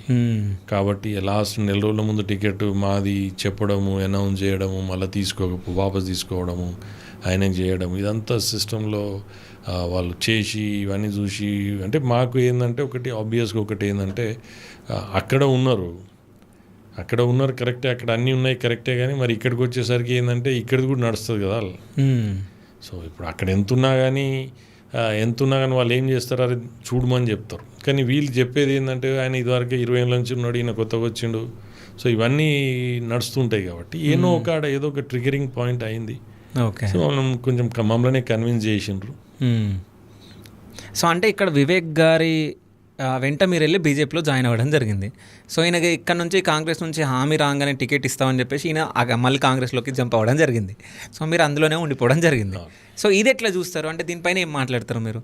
అదే అంటున్నాను నేను. ఇప్పుడు నేనేమంటున్నాను, అట్లా సిన్సియర్గా మేము వెళ్ళి బీజేపీలో జాయిన్ అయినాం, బీజేపీలో డైరెక్ట్గా పని చేసుకుంటూ ఉన్నాం. అది కూడా దెబ్బ పడ్డది మాకు. ఓకే, నెల రోజుల ముందు ఆయన అటు పోవడం కూడా మాకు పెద్ద దెబ్బ పడ్డది. ఎందుకంటే ఇప్పుడు ఆయన నమ్ముకున్నాం, వాస్తవం కూడా ఆయన మా గురించి బాగానే ఫైట్ చేసిన, అలా ఎటువంటి అనుమానం లేదు నాకు. ఉన్న రోజులు మాత్రం ఖచ్చితంగా ఫైట్ చేసిన, అందులో అనుమానం లేదు. కానీ ఎప్పుడైతే ఆయన పోయిండో మాకు పెద్ద దిక్కు లేకుండా పోయిండు. ఓకే, అప్పుడు ఏమైంది, మళ్ళీ మేము కాంగ్రెస్ నుంచి బీజేపీకి రావడం, ఈ డాక్టర్ సాబ్ వాళ్ళకి పోవడంతో ఈ వీళ్ళు ఇక్కడ ఉన్న వాళ్ళు అడ్వాంటేజ్ తీసుకొని ఈయన ముందు కాంగ్రెస్ నుంచి వచ్చిండు, ఈయన కూడా వెళ్ళిపోతాడు అనేది ఒక రూమర్ క్రియేట్ చేయడం. ఓకే, ఈ చేయడము అలా మేము ఎంత చెప్పినా కానీ దాని ఉన్న పేరును కూడా ప్రకటించకపోవడం, చాలా డ్రాగ్ చేయడం. ఓకే, డ్రాగ్ చేసి లాస్ట్కి ఏం చేయడం, రేపు నామినేషన్ లాస్ట్ డేట్ అనగానే ఇవాళ రాత్రి అనౌన్స్ చేయడం వేరే వాళ్ళది. ఓకే, సో అటు వాళ్ళు పని చేసుకోలేక ఇటు మమ్మల్ని ఇబ్బంది పెట్టకుండా పార్టీ అన్ని విధాలు నష్టపోయాను. ఓకే, అంటే వివేక్ గారు మళ్ళీ కాంగ్రెస్లోకి వెళ్ళేటప్పుడు మిమ్మల్ని రమ్మని చెప్పి పిలవలేదు? లేదండి, పిలవలేదు. అంటే మాకు పోయేది కూడా ఇన్ఫ్యాక్ట్ చెప్పలేదు. ఓకే, వెళ్ళిన తర్వాత మీరు ఫోన్ చేశారా ఏమన్నా? లేదు. ఇప్పుడు అంటే మాట్లాడారా ఈ మధ్యలో ఎప్పుడో ఒకసారి ఏదో సోషల్ సిచ్యువేషన్స్లో అక్కడిక్కడ ఏమన్నా కలిసినప్పుడు మందలించడం తప్పితే ప్రత్యేకంగా మాట్లాడలేదు. ఓకే, అంటే ఎప్పుడన్నా అంటే ఇన్ని రోజులల్లా బీజేపీలోకి ఎందుకు వచ్చాను రా బాబు అని చెప్పేసి అనుకున్నది ఏదన్నా ఉందా? లేదు, అట్లా అనుకోలేదండి. అంటే అప్పుడు ఆ టైంలో పార్టీ సరైన నిర్ణయం తీసుకుంటే బాగుండేదని ఒక బాధ ఉన్న తప్పితే, ఇప్పుడు ఎందుకంటే నేను ఒక చిన్న చెప్తాను. ఇప్పుడు నా పర్సనాలిటీ, అప్పుడు మేము కాంగ్రెస్లోకి ఎందుకు వచ్చినామంటే మాకు మేము ఎటు చూడలే ఇక. ఎందుకంటే మా పెద్దనాన్నగారు ఎమ్మెల్యే ఉండే, కాంగ్రెస్ పార్టీ అప్పుడు దాదాపు 40-50 ఏళ్ళ నుంచి కాంగ్రెస్ పార్టీతో ఉన్న కుటుంబం, మేము వేరే దిక్కు చూడలేదు. చూడకుండా కాంగ్రెస్లో జాయిన్ అయినాం. అప్పుడు జాయిన్ అయినాక ఇప్పుడు బీజేపీకి, ఆ కాంగ్రెస్ నుంచి బీజేపీకి వచ్చేటప్పుడు చాలామంది పెద్ద మనుషులు నాతోని స్వయంగా మీలాంటి పర్సనాలిటీ బీజేపీకి కరెక్ట్ సెట్ అవుతుంది, మీరు సిన్సియర్గా ఒక సంస్కారవంతుడిగా మీరు చేసేది బాగుంటుంది, మీలాంటి వాళ్ళు ఇంట్లో వస్తే మంచిగుంటుందని పెద్ద మనుషులు చాలామంది చాలా రకాలుగా చెప్పడం జరిగింది. అందులో కూడా మాకేందంటే, నేను ఇంటర్మీడియట్ అయిపోయినాక ఇంజనీరింగ్ చేసే క్రమంలో ఎయిర్ ఫోర్స్ అంటే ఇష్టం నాకు. ఓకే, సో కాబట్టి నేనేం చేసినానంటే, అప్పుడు ఎన్సీసీ ఉంటుంది కదా, అది ఎయిర్ వింగ్లో జాయిన్ అయినా నేను 3 years అనమాట. సి సర్టిఫికేట్ హోల్డర్ని. అది మేము రెగ్యులర్గా క్యాంప్స్కి వెళ్ళే వాళ్ళము, రెగ్యులర్గా ఏది స్కిట్ షూటింగ్, పరేడ్, తర్వాత ఫ్లయింగ్ చేసేవాళ్ళం. అయితే ఎయిర్ వింగ్లో కూడా మేము అక్కడ ఒక 3 ఏళ్ళు ఉండి సోలో గ్లైడర్ పైలట్గా కూడా మాకు ఒకటి సర్టిఫికేట్ ఇచ్చిండ్రు ఎన్సీసీ నుంచి. మామ్నూర్ ఎయిర్పోర్ట్ ఇప్పుడు అవుతుంది కదా, అక్కడే మేము ఎవ్రీ సాటర్డే సండే అక్కడే ఉండేవాళ్ళం. ఓకే, సో అట్లా మాకు చేయడం, దేశం గురించి, ఈ పార్టీ కూడా దేశం గురించి, ధర్మం గురించి అని చేయడం. అంటే మేము ఎప్పుడైతే రియలైజ్ అయ్యి ఇటువంటి పార్టీ అది కరెక్ట్ ఉంటుంది అనే ఉద్దేశంతో మేము అందులో వాళ్ళు చెప్పడము, మమ్మల్ని తీసుకుపోవడము, ఈ విధంగా ఈ క్రమంలో మేము జాయిన్ అవ్వడం జరిగింది. బాధపడలేదు లేండి. అంటే ఇప్పుడు ఐడియాలజికల్గా ఏ పార్టీకి ఆ పార్టీ ఉంటుంది. కొన్ని ఇందులో మంచి ఉంటాయి, కొన్ని అందులో మంచి ఉంటాయి. 100% ఏది ఉండదు. సో కాబట్టి అందులో అట్లేం లేదు. అంటే ఇప్పుడు ఇందులోకి ఎందుకు పోయినాం, అందులోకి ఎందుకు పోయినామంటే, ఇది ఇప్పుడు ఫస్ట్ కాంగ్రెస్ ఏమో మాకు తెలియకుండానే వచ్చేసినాం అందులోకి. ఓకే, ముందుగా అటువంటిది ఏం లేదులేండి, ఇందులోకి ఎందుకు వచ్చినాము అనే ఫీలింగ్ అయితే లేదు. ఆ ఫీలింగ్ అయితే ఏం లేదు. అంటే ఇప్పుడు మీరు ఇంతకుముందు మాట్లాడినప్పుడు అంటే అనుకోకుండా ఏది లేదు కాబట్టి కాంగ్రెస్ కనిపించింది, కాంగ్రెస్కి వెళ్ళిపోయినా అని చెప్పేసి మాట్లాడడం జరిగింది. అంటే మీ పెద్దనాన్న గారు రాజకీయాల్లో ఉండే ఎమ్మెల్యేగా పనిచేశారు. సో ఆయన కాంగ్రెస్ పార్టీ నుంచే ఉన్నారు. సో మీకు తెలుసు కాంగ్రెస్ పార్టీ నుంచే ఉన్నారని. సో ఫ్యామిలీ మొత్తం కాంగ్రెస్ పార్టీ నుంచి ఉండే. బీజేపీకి వెళ్ళేటప్పుడు అంటే ఫ్యామిలీ మెంబర్స్ కానీ ఎవరైనా వద్దని చెప్పేసి చెప్పలేదా, ఫ్రెండ్స్ కానీ? అదే అంటున్నాను కదా, మాకు ఒక గ్యాప్ ఎక్కడ వచ్చిందంటే, మా పెద్దనాన్నగారు ఎమ్మెల్యే ఉన్నప్పుడు మేము చిన్న పిల్లవాళ్ళం. అంటే అసలు అంటే 10 ఏళ్ళ లోపలు కాబట్టి రాజకీయం, ఆయన ఎమ్మెల్యే ఉన్నాడన్నట్టు కూడా మాకు తెలియదు. ఓకే, ఎందుకంటే మేము చదువు గురించి వరంగల్లో ఉండడం, సో ఆయన ఇక్కడ ఉండడం, రైట్. సో ఇవన్నీ జరిగినాయి. అంటే ఆ క్రమంలో కూడా అప్పుడు మేము ఏదైతే క్రియాశీల రాజకీయంలోకి వచ్చే టైంలో కల్లా మా నాన్నగారు కానీ మా పెద్దనాన్నగారు కానీ ఎవరు లేరు, వాళ్ళు అంటే కాలం చేసిండ్రు. సో బేసిక్గా ఏంటంటే, మేము అంతకుముందు కాంగ్రెస్లో, తెలంగాణ ఉద్యమంలో తీవ్రంగా చేసినాం కాబట్టి మాకు స్వతహాగా నిర్ణయం తీసుకునేటువంటి అవకాశం ఉండి మేము తీసుకున్నాం అది. ఓకే, అట్లా ఎవరు అది చేయలేదు. ఓకే, సో అంటే ఇక్కడ నుంచి ఇండియా నుంచి ఎవ్వరు అమెరికా వచ్చినా సో మీ ఇంటికి పక్క రావాల్సిందే, మీ ఇంటి దగ్గరనే ఉండాల్సిందే, అంటే మీ దగ్గరికి రావాల్సిందే అని చెప్పేసి ఒకటి ఉండేనంట. అంటే వాళ్ళు మొత్తం పొలిటికల్ లీడర్లు కానీ ఎవరు సెలబ్రిటీస్ ఎవరైనా వచ్చినా సో మీ దగ్గరికి వస్తుండే. ఎగ్జాంపుల్ కేసీఆర్ గారు, కవిత గారు, సో ఇట్లా చాలామంది పొలిటికల్ లీడర్స్ వీళ్ళందరూ. సో తెలంగాణ జాగృతి అని ఇక్కడ ఏర్పడింది. సో ఆల్రెడీ మీరు అమెరికాలో క్రియేట్ చేసిరంట అది. సో బతుకమ్మ లెవెల్, సో అవన్నీ అంటే మీరు అనే దాంట్లో కొంచెం నిజం ఉంది, ఓకే కొంచెం అంటే అందరూ కాదు. ఓకే జనరల్గా ఏంటంటే అక్కడ చాలా సోషల్గా చాలా ఇన్వాల్వ్ అయ్యేవాళ్ళు నేను. సో కాబట్టి ఎవరు అంటే బేసిక్గా తెలంగాణ ఉద్యమానికి సంబంధించి కొంతమంది లీడర్స్ వచ్చేవాళ్ళు, అందరూ కాదు. కేసీఆర్ గారు రాలేదు, కేటీఆర్ గారు రాలేదు, ఓకే కవిత గారు అక్కడ వచ్చిండ్రు కానీ మన ఇంటికి రాలేదు. ఓకే సో ఇట్లా ఉద్యమానికి సంబంధించినటువంటి నాయకులు, కాంగ్రెస్కి సంబంధించిన కొంతమంది నాయకులు వచ్చింది తప్పితే సో అందరూ అనడంలో కరెక్ట్ కాదు. బట్ చాలా మట్టుకు ఏదో రకంగా హోస్ట్ చేసేవాళ్ళం అక్కడ. ఓకే సో ఈ బతుకమ్మది ఫస్ట్ మీరు అక్కడ క్రియేట్ చేశారంట అమెరికాలో? నేను అనుకంటే ఇప్పుడు ఫస్ట్ నేను తెలంగాణ డెవలప్మెంట్ ఫోరం అనేది ఆల్రెడీ ఎస్టాబ్లిష్డ్, అందులో నేను గ్రాండ్ ప్యాటర్న్గా తీసుకున్నాను. ఎందుకంటే ఈ ఉద్యమం స్టార్ట్ అయ్యే టైంలో మన సంస్కృతి తర్వాత ఈ మన ఆచారం ప్రకారం ఏ విధంగా ఏది పండుగలకు సంబంధించి. ఓకే సో మేము ఏం చేసినామంటే అప్పుడు ఫస్ట్ ఈ టీడీఎఫ్ ద్వారానే ఒక 19 సిటీలలో యుఎస్లో వివిధ రాష్ట్రాలలో 19 సిటీలలో వివిధ చాప్టర్లు అనమాట. వాళ్ళందరూ ఎక్కడో అక్కడ 20 ఫ్యామిలీలా, 10 ఫ్యామిలీలా, 50 ఫ్యామిలీలా కలిసి ఇంట్లోనే భోజనాలు వండుకొని అక్కడ ఒక ట్రెండ్ స్టార్ట్ చేసినాం. ఓకే అది స్లోగా పికప్ అయింది. అది పికప్ అయినాక 2007లో నేను ఎప్పుడైతే బాస్టన్ నుంచి డాలస్ మూవ్ అయినాక అక్కడ డాలస్ ఏరియా తెలంగాణ అసోసియేషన్ ఆధ్వర్యంలో ఒక బ్రహ్మాండమైనటువంటి ఈవెంట్ చేసినాం. అది ఆ ఈవెంట్లో అప్పుడు టీడీఎఫ్ వీళ్ళంతా కలిసి చేసిన దాంట్లో అప్పుడు పురంధరేశ్వరి గారు సెంట్రల్ మినిస్టర్ ఉండే.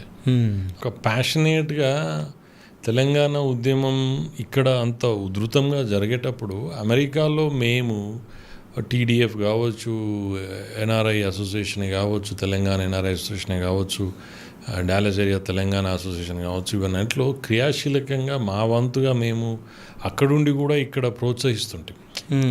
సో కాబట్టి ఇప్పుడు వాళ్ళకు కూడా ఇప్పుడు ఆ లైక్ మైండెడ్ ఉండి ఉత్సాహం ఉండి వాళ్ళు ఆ ప్యాషనేట్గా ఇన్వాల్వ్ అయ్యే వాళ్ళతో దగ్గరికి వస్తారు కదా. సో అట్లా చాలా సందర్భాలలో చాలా మంది రావడము, కలవడము, చిన్న ఈవెంట్స్, పెద్ద ఈవెంట్స్ చేయడం చాలా జరిగినాయి అట్లా. సో అంటే అందులో మాలాంటి వాళ్ళని కూడా కొన్ని సందర్భాలలో కేసీఆర్ గారితో కూడా ఇట్లా మీటింగ్స్ అనగదు కానీ ఇట్లా పిచ్చపాటి కూర్చొని ఎక్స్చేంజ్ చేయడం, మేము అక్కడి నుంచి వచ్చినప్పుడు కలవడం, సో అక్కడ ఏం జరుగుతుందో తెలుసుకోవడం తను. సో ఇక్కడ గురించి కూడా మేము తెలుసుకొని అక్కడికి పోయి చేయడం. అక్కడ కూడా మేము కొన్ని సందర్భాలలో న్యూయార్క్లో కూడా యుఎస్ కాన్సులేట్ ముందు, ఇండియన్ కాన్సులేట్ ముందు తెలంగాణ స్టేషన్ గురించి మేము అక్కడ ప్లకార్డులు పట్టుకొని ఒక టీడీఎఫ్ ఆధ్వర్యంలో చేసిన దాఖలాలు కూడా ఉన్నాయి. ఓకే అయితే ఇంతకుముందు మీరు మాట్లాడినట్టు అసలు అంటే అభివృద్ధి జరగలేదు పెద్దపల్లి అని చెప్పేసి చెప్పడం జరిగింది. సో పెద్దపల్లి అటు చుట్టుపక్కలలోనే రామగుండం అవన్నీ పెద్ద పెద్ద ఫ్యాక్టరీలు ఉన్నాయి. సో అంటే చాలామందికి నిరుద్యోగులకి ఉద్యోగాలు ఇవన్నీ లభిస్తున్నాయి కదా, అంటే అవి జరగట్లేదా? అదే అంటున్నాను నేను. అనేది ఏంటంటే ఇప్పుడు సరే ఇప్పుడు మా ప్రాంతం నుంచి దాదాపు 1,00,000 కోట్ల పైనటువంటి ఆదాయం ఉందండి ప్రభుత్వానికి వివిధ సంస్థల నుంచి. సో కానీ దాని అనుగుణంగా మాకు ఫేర్ షేర్ రావట్లేదు అనేదే నాది క్వశ్చన్. అది ఓకే ఇప్పుడు ఫర్ ఎగ్జాంపుల్ సిఎస్ఆర్ ఫండ్స్ ఉంటాయండి, social responsibility, corporate social responsibility కింద. మరి మా ప్రాంతానికి ఎంత ఇస్తున్నారు మీరు? ఓకే అంటే అక్కడ సరైన నాయకత్వ లోపం ఉంది. అక్కడ ఉన్నటువంటి వ్యవస్థలో కూడా వాళ్ళు ఏం చేస్తున్నారు, ఎవరైతే కొంచెం ఎక్కువ పవర్ ఉందో వాళ్ళు వాళ్ళ ప్రాంతాలకు తీసుకుపోతున్నారు తప్పితే ఇప్పుడు మా దగ్గర ఏంటంటే ఏదో ఇది ఇచ్చిన మాట ఇచ్చినట్టు, సో వీళ్ళు ఏదో ఇయ్యంగానే ఇంత తృప్తి పడడం, సో రావాల్సినంత రావట్లేదు. ప్లస్ ఇప్పుడు మీకు చిన్న అంటే మీకు కొంచెం వివరంగా చెప్తాను. పెద్దపల్లి ప్రాంతమే తీసుకోండి, అందులో పెద్దపల్లి కాన్స్టిట్యున్సీ తీసుకోండి, వ్యవసాయ ఆధారిత ప్రాంతం. సో వరి, పత్తి ఎక్కువ ఉంటుంది. మా దగ్గర ఇప్పుడు ఆ వెరైటీ కానీ ఆడ పండే అటువంటి పంట విత్తనాలకు కూడా చాలా డిమాండ్ ఉంటుంది. తర్వాత ఒకటే మండలంలో దాదాపు 220 చిల్లర రైస్ మిల్లు ఉన్నాయి మా అది ఏషియాలోనే టాప్ 5లో ఉంటారు. క్రషర్లు ఉన్నాయి, తర్వాత ఇసుక ఉంది, మట్టి గుట్టలు ఉన్నాయి. అది ఇంకొంచెం దూరం పోతే మీకు మా గోదావరి పెద్ద దూరం ఏం కాదు. Singareni, NTPC, RFCL, cement factory. తర్వాత ఇంకోటి ముఖ్యమైన విషయం ఎవరు పెద్ద పట్టించుకోరు, ఎవరు గ్రహించరు, కానీ పర్యాటకం కూడా ఉంది మా దగ్గర. టూరిజం స్పాట్స్ కూడా చాలా ఉన్నాయి. ఏది మన దగ్గర రామగిరి కిలా అని, తర్వాత మొన్ననే ఈ మధ్యలోనే గట్టు సింగారం అనే ప్లేస్లో సీతమ్మ వారి లొద్ది అని అంటే ఈ పురావస్తు శాఖ వాళ్ళు వచ్చి దాన్ని కూడా కనుక్కోవడం జరిగింది. అంటే ఇవన్నీ మానవ ఆనవాళ్ళు ఉన్నప్పటి నుంచి ఉన్నటువంటి ఫైండింగ్స్ ఉన్నాయి ఆడ.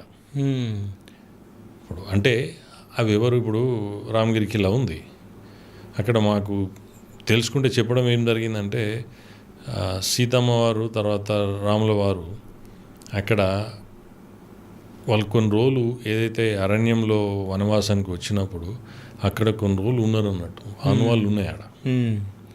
కానీ ఆడ రోడే వేయలేదండి ఆడికి. ఓన్లీ శ్రావణవాసం టైంలో చాలామంది మొత్తం మన రాష్ట్రం నుంచి మన మిగతా రాష్ట్రాల నుంచి ఎందుకు వస్తారంటే ఆడ వనమూలికలు, హర్బ్స్, మెడిసినల్ ప్లాంటేషన్కి సంబంధించి మెడిసినల్ ప్లాంట్స్ ఎక్కడ దొరకని ఆడ దొరుకుతాయట.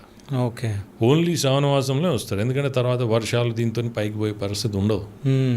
ఒక రోడ్డు కూడా వేయలేదు. మేము దాన్ని కూడా తీసుకొచ్చి బయటికి తీసుకొచ్చినాం. తీసుకొచ్చి ఏం చేసిర్రు, ఏదో చెప్పాలని చెప్పేసి ఒక 4 కోట్లు రోడ్డుకి ఇస్తున్నామని ఇచ్చారు. ఇతరు మొదలు పెట్టలేదు. ఓకే, రోడ్లు అసలు స్టార్ట్ అవ్వాలి. రోడ్ అసలు అంటే ఇప్పుడు మీకు అక్కడ ఉన్నటువంటి అది మళ్ళీ ఇంకోటి ఏంటంటే ఆడ పెద్దపల్లి మంత్ని 2 కాన్స్టిట్యున్సీ మధ్యలో వస్తుంది. అది ఏదో కలెక్టర్ వచ్చి మేము 4 కోట్లు ఇస్తున్నామని చెప్పి చెప్పడం, దాన్ని పూర్తి స్థాయిలో మొదలుపెట్టి చేయడం లేదు. ఆ రోడ్ వేయాలంటే ఏమవుతుంది, అప్పుడు వెనకటి నుంచి అంటే ముందు ఏ విధంగా అయితే అది శ్రావణ మాసం వస్తున్నదో ఆ ఊరికి సంబంధించినటువంటి అక్కడ ఏదైతే చేయాల్సిన పనులు ఉంటాయో ఆ ఊరు గ్రామంకి సంబంధించిన వాళ్ళు వచ్చి అంత క్లియర్ చేసుకొని కాలినడకన పోయే విధంగానే కొంచెం చేసి పెడతారు. ఓకే, సో నేనేమంటున్నా అంటే ఇప్పుడు ఎన్టీపీసీ ఉందండి. నేను మొన్న మామూలుగా దాని ఆదాయం చూస్తే యాజ్ అ నేషనల్ కార్పొరేషన్ అంటే మొత్తం మన భారతదేశంలో వివిధ రాష్ట్రాలలో వాళ్ళకు కార్పొరేషన్స్ ఉన్నాయి కాబట్టి 1,19,000 కోట్ల టర్నోవర్ అండి వాళ్ళది. ఓకే, ఒక ఎన్టీపీసీదే భారతదేశంలో. అందులో రామగుండం అనేది దక్షిణ భారతదేశంలో సిగ్నిఫికెంట్ కాంట్రిబ్యూషన్ ఉంటుంది. కానీ మాకేమొస్తున్నది, రైట్? ఏదో ఇస్తున్నామా అంటే ఇష్టం కాదు. అంటే ఎందుకు అంటే అది వాళ్ళ తప్పు అని కూడా నేను అనను. అక్కడ సీరియస్గా పాలిటిక్స్ చేసేవాళ్ళు అంత అవగాహన ఉండి ముందు చూపు ఉండి కూర్చొని మాట్లాడి ఏది అని అడిగేవాళ్ళు లేదు. సరే, అఫ్కోర్స్ నేను జిల్లా గురించి మాట్లాడుతున్నాను. Ramagundam another constituency. అది సింగరేణి ఉన్నది, 37,000-40,000 కోట్ల టర్నోవర్. ఆర్ఎఫ్సిఎల్ 17,000 కోట్ల చిల్లర టర్నోవర్. సిమెంట్ ఫ్యాక్టరీ ఉంది, రైట్? సో ఇవన్నీ ఉంటే మీకు మా 220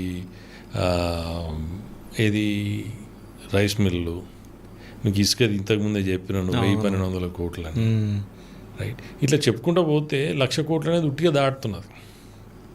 కానీ మాకేం వస్తున్నది? ఇప్పుడు ఎంప్లాయ్మెంట్ అన్నారు మీరు. ఎంప్లాయ్మెంట్లో ఇప్పుడు అవుట్సోర్సింగ్ ఎంప్లాయీస్, టెంపరీ ఎంప్లాయీసే ఉన్నారు, కానీ పర్మనెంట్ రిక్రూట్మెంట్ ఏడా జరుగుతుందండి? 20 ఏళ్ళ కింద, 30 ఏళ్ళ కింద, 40 ఏళ్ళ కింద జరిగిందే తప్పితే. కానీ ఎందుకు జరగట్లేదని చెప్పేసి ఓట్లు వేసిన వాళ్ళు క్వశ్చన్ అడగాలి కదా. ఎవరు అడుగుతారండి? జనాలు అడగాలి. వీళ్ళకి బుద్ధి లేక వీళ్ళు అడగరు. అంటే ఈ ఎలక్షన్ టైంలో ఈ మందుకు, బిర్యానీకి 500కి 1,000 రూపాయలకు ఆశపడి, సో వీళ్ళది కూడా నేను తప్పంట. సో మీరు రాజకీయ నాయకులు మారాలంటారా, జనాలు మారాలంటారా మీరు? అంటే నేనేమంటా అంటే, ఫర్ ఎగ్జాంపుల్ జనరల్గా ఎక్కడైనా కానీ డెమోక్రసీలో స్వేచ్ఛ ఉంటుందండి ఎవరికైనా. కానీ నేనేమంటానంటే జనరల్గా లీడర్ వెనుక అందరు ఫాలో కావాలి. ఒక విజనరీ ఉంటే, ఒక విజన్ ఉండి ఆ ప్రాంతాన్ని చేస్తే జనం ఫాలో అవుతారు. కానీ మన దౌర్భాగ్యం ఏంటంటే జనాలు వెనుక లీడర్లు పోతున్నారు. వాడికి మందుకు అవసరం ఉంటే మందుకి ఇవ్వడము, పైసలు అవసరం ఉంటే పైసలు ఇవ్వడము, తిండి పెట్టడము, అట్లా చేసి అట్లా ఎవరు ఎట్లుంటారో వాళ్ళని అట్లా చేసే ప్రయత్నం చేస్తున్నారు.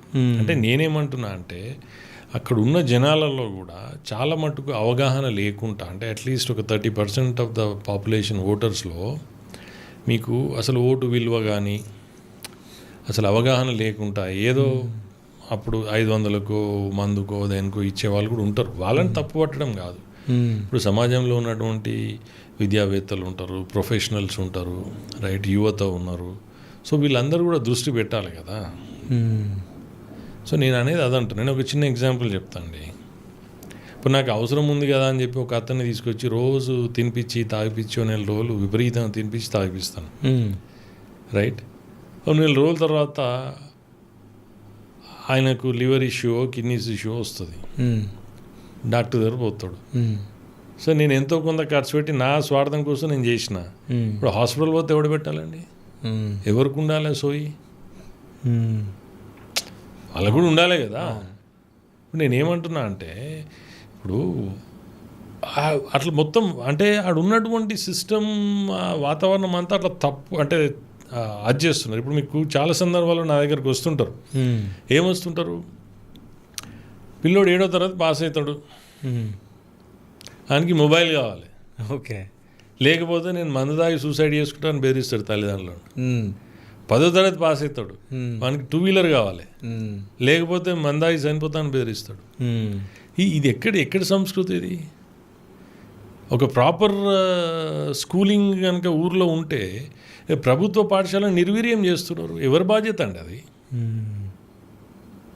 ఇప్పుడు గత 30-40 ఏళ్ళ కింద చూస్తే ఐఏఎస్ ఆఫీసర్లు, ఐపీఎస్ ఆఫీసర్లు, డాక్టర్లు, ఇంజనీర్లు అంతా గవర్నమెంట్ స్కూల్లో చదువుకున్న వాళ్ళు కాదా? ఈ సోకాల్ రాజకీయ నాయకులు ఇప్పుడు ఉన్న వాళ్ళు కూడా గవర్నమెంట్ స్కూల్లో చదువుకోలేదా? అందరూ అప్పుడు నారాయణలు, చైతన్యాలు ఉన్నాయా 30 ఏళ్ళ కింద? ఎక్కడుండే సార్ అవి? అప్పుడు వాళ్ళంతా చెడిపోయినరా? ఇప్పుడు చూడండి, ఇప్పుడు లక్షల జీతాలు ఇచ్చి టీచర్లు పోతుంటే స్కూళ్ళల్లో స్టూడెంట్స్ లేరండి. అవును. ఎవరు బాధ్యత తీసుకోవాలి? చక్కగా స్కూల్ సిస్టమ్ ఉంటే పిల్లలు నీకు రెగ్యులర్గా ఎంగేజ్ చేసి స్కూల్కి పోయి వచ్చి తర్వాత హోంవర్క్ చేసుకొని తర్వాత రెగ్యులర్ అందరు ఆటపాటాలు చేసుకొని మళ్ళీ తెల్లారి స్కూల్కి పోతే ఎట్లుంటుంది? సిస్టమే లేదు కదా. ఎవరు పట్టించుకుంటున్నారు? ఇప్పుడు ఫర్ ఎగ్జాంపుల్ పెద్దపల్లి చెప్తాను, పెద్దపల్లి అసెంబ్లీలో అంతకుముందు మాజీ ఎమ్మెల్యే వేరే ప్రైవేట్ ఇన్స్టిట్యూషన్నే రానియలేదు. గురుకులాలు లేవు, ఎందుకంటే ఆయనవే ఉండే కదా కాలేజ్. అదే అంటున్నా నేను, మరి గురుకులాలు లేవు. ఇప్పుడున్న ఎమ్మెల్యేకి నేను ఇంతకుముందు చెప్పినట్టు ఆయన బిజీలో ఆయన గెట్ల పంచాయలు, అల్మల పంచాయలు, ఈ సెటిల్మెంట్లు వీటికే సరిపోతున్నది. సరే, ఇన్ని గనం మాట్లాడుతున్నారు కదా. సో మీరు యుఎస్ నుంచి వచ్చిన తర్వాత మీరు పెద్దపల్లికి ఏమేమి చేశారు? అదే చెప్తున్నా కదా నేను. ఇప్పుడు నేను రాజకీయంలోకి రావడం ఎందుకు వచ్చినా, నేను ఏం చేసినా అనేది నాకు ఏం లేనప్పుడే తక్కువ అమౌంట్, ఒక 3-4 లక్షల రూపాయలు, 5-6 లక్షల రూపాయలు నా సొంత డబ్బులు ఖర్చు పెడితేనే ఒక దాదాపు 400 మంది స్టూడెంట్స్ ఇంటర్మీడియట్ కాలేజ్ పోయే పరిస్థితి ఒక మండల హెడ్ క్వార్టర్లో తీసుకురాగలను. ఏమైంది, నేను యూఎస్ నుంచి వచ్చినప్పుడు అది రివొకేషన్ స్టేజ్లో ఉన్నప్పుడు ఫలానా ఆయన దగ్గర అయితే ఇది పని అవుతుంది అని చెప్తే నా దగ్గరకు వచ్చిండ్రు. వచ్చి సార్ మాకు ఇక్కడ మీ మండల హెడ్ క్వార్టర్లో కాలేజ్ శాంక్షన్ అయింది, ఎవరు జాయిన్ అవుతలేరు, రివొకేషన్ స్టేజ్లో ఉన్నది, 4 లెక్చరర్ని అలాట్ చేసారు, వాళ్ళు ఆల్రెడీ వచ్చారు కానీ పిల్లలు జాయిన్ అవుతలేదు. ఎందుకు జాయిన్ అవుతలేరు అంటే ఒకటేమో ఫీజు అని చెప్పారు, ఇంకోటేమో ప్రైవేట్ కాలేజ్ అని చెప్పి. అయితే నేనేమన్నా అంటే సరే ఇప్పుడు మీరు వచ్చి ఏం చేయాలి, ఫీజు కట్టమన్నారు. సరే నేను కడతాను. మరి వచ్చే సంవత్సరం, ఆ తర్వాత సంవత్సరం వీళ్ళేమనుకుంటారు, గవర్నమెంట్ ఈ లెక్చరర్లు, ప్రిన్సిపల్లు, నేను 6 నెలలు, సంవత్సరం, 2 నెలలు ఉంటాను, నేను ఉన్నంతసేపు ఉంటే అయిపోయాను, నా ఆధీనంలో ఉన్నంతసేపు రివొకేషన్ కాకపోతే అయిపోయాను వాళ్ళు అనుకుంటారు. సో ఇట్లా కాదని చెప్పేసి అక్కడ ఉన్న యువతను ఇన్వాల్వ్ చేసి, అక్కడ యువతకు కూడా సామాజిక స్పృహ ఉన్న వాళ్ళని తీసుకొచ్చి అక్కడ ఉన్న లోకల్ స్కూల్స్కి పోయి 10th క్లాస్ పాస్ అయిన వాళ్ళ మెమోలు తీసుకొచ్చి వాళ్ళని జాయిన్ చేసి ఒక 2 years 3 years వాళ్ళ అంటే కంటిన్యూస్గా దాన్ని మానిటర్ చేసుకుంటూ యూఎస్ నుంచి వచ్చినప్పుడు కూడా రెగ్యులర్గా వాళ్ళ దగ్గర పోవడం చేసుకుంటూ అక్కడ వచ్చి అక్కడ ఉన్నటువంటి సిటీ కేబుల్లో అక్కడ ఉన్న వాళ్ళని తీసుకొచ్చి ఆ ప్రిన్సిపల్ తోటి ఒక ప్రైవేట్ కాలేజ్ లెక్చరర్కి, గవర్నమెంట్ కాలేజ్ లెక్చరర్కి, ప్రైవేట్ కాలేజ్ చదువు చెప్పేటోళ్ళకి గవర్నమెంట్ కాలేజ్ చదువు చెప్పే డిఫరెన్స్ అయిందని, ఒక ప్రైవేట్ కాలేజ్లో ఇంటర్మీడియట్ సెకండ్ ఇయర్ చదివేవాడు టాలెంటెడ్ ఉండి స్మార్ట్ అంటే ఉంటే ఫస్ట్ ఇయర్ కూడా చదువు చెప్పిస్తారు, 5,000 ఎంతో తక్కువ ఇచ్చేసి చెప్తారు కదా అని. అదే మీకు గవర్నమెంట్ కాలేజ్ లెక్చరర్ కావాలంటే డిగ్రీ కావాలి, పీజీ కావాలి, బీఈడీ కావాలి, ఎంట్రన్స్ రాయాలి, ఇవన్నీ వచ్చిన వాళ్ళు ఉండాలి కదా. సో ఇవన్నీ ఉన్నాయి, డిఫరెన్స్ చెప్పండి అని చెప్తే దాన్ని ఒక ప్రాజెక్ట్ లెక్క సిస్టమేటిక్గా మాకున్న ఆలోచనతోటి చేస్తే ఇవాళ 2 రూమ్లు రేకుల కింద ఉన్నటువంటి 2 రూమ్లు ఇవాళ డబుల్ స్టోరీడ్ బిల్డింగ్, దాదాపు 400 పైన స్టూడెంట్స్. అప్పుడు అందులో నేను ప్రత్యేకంగా శ్రద్ధ తీసుకొని చేసిన వాళ్ళు 2 గవర్నమెంట్ ఉద్యోగాలు రావడం, రెక్కాడితే డొక్కాడని పరిస్థితుల్లో ప్రైవేట్ ఉద్యోగాలు చేసుకోవడం, ఇంకేం కావాలండి? ఏం లేనప్పుడే చేసినాము. దాంతోపాటు మోడల్ స్కూల్ వచ్చింది మండల్ హెడ్ క్వార్టర్స్కి, గవర్నమెంట్ జాగా లేదని 2 సార్లు రిజెక్ట్ చేసిండ్రు. నేను ఇంటర్మీడియట్ కాలేజ్ చేసే క్రమంలో ఈ ఇష్యూ ఈయనైతేనే కరెక్ట్ అని నా దగ్గరికి తీసుకొచ్చారు. మళ్ళా దాన్ని అక్కడున్న మా ఫ్యామిలీ మెంబర్స్తో వాళ్ళు కింద పని చేసి తర్వాత ఇప్పుడున్న ఎమ్మెల్యే అప్పుడు ఎమ్మెల్యే ఉండే ఆయన లేనిపోని అన్ని కథలు పడితే అవన్నీ కూడా సెట్ చేసుకుని తీసుకొచ్చేసి మా ఊర్లో 5 ఎకరాలు గవర్నమెంట్ భూమి ఉంటే దాన్ని అలాట్ చేయించి ఇప్పుడు ఒక 600 మంది స్టూడెంట్స్ పెద్దపల్లి చుట్టుపక్కల నుంచి రోజు వస్తారు. Medium of instruction English 6th నుంచి 12th వరకు. Okay, right.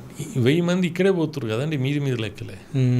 ఇప్పుడు హెల్త్ కేర్ కోస్లా ఫౌండేషన్ తోటి 2019లో యూఎస్ బేస్డ్ ఆర్గనైజేషన్ ఇక్కడ మా ఫ్రెండ్స్ నెట్వర్క్ అందరితో కలిసి ఒక 30 లక్షలు విలువ చేసే అటువంటి 10 బెడెడ్ ఐసీయూ గవర్నమెంట్ హాస్పిటల్ తీసుకొచ్చినాం. ఎంత దౌర్భాగ్యమైన పరిస్థితి అంటే అప్పుడున్నటువంటి టీఆర్ఎస్ ఎమ్మెల్యే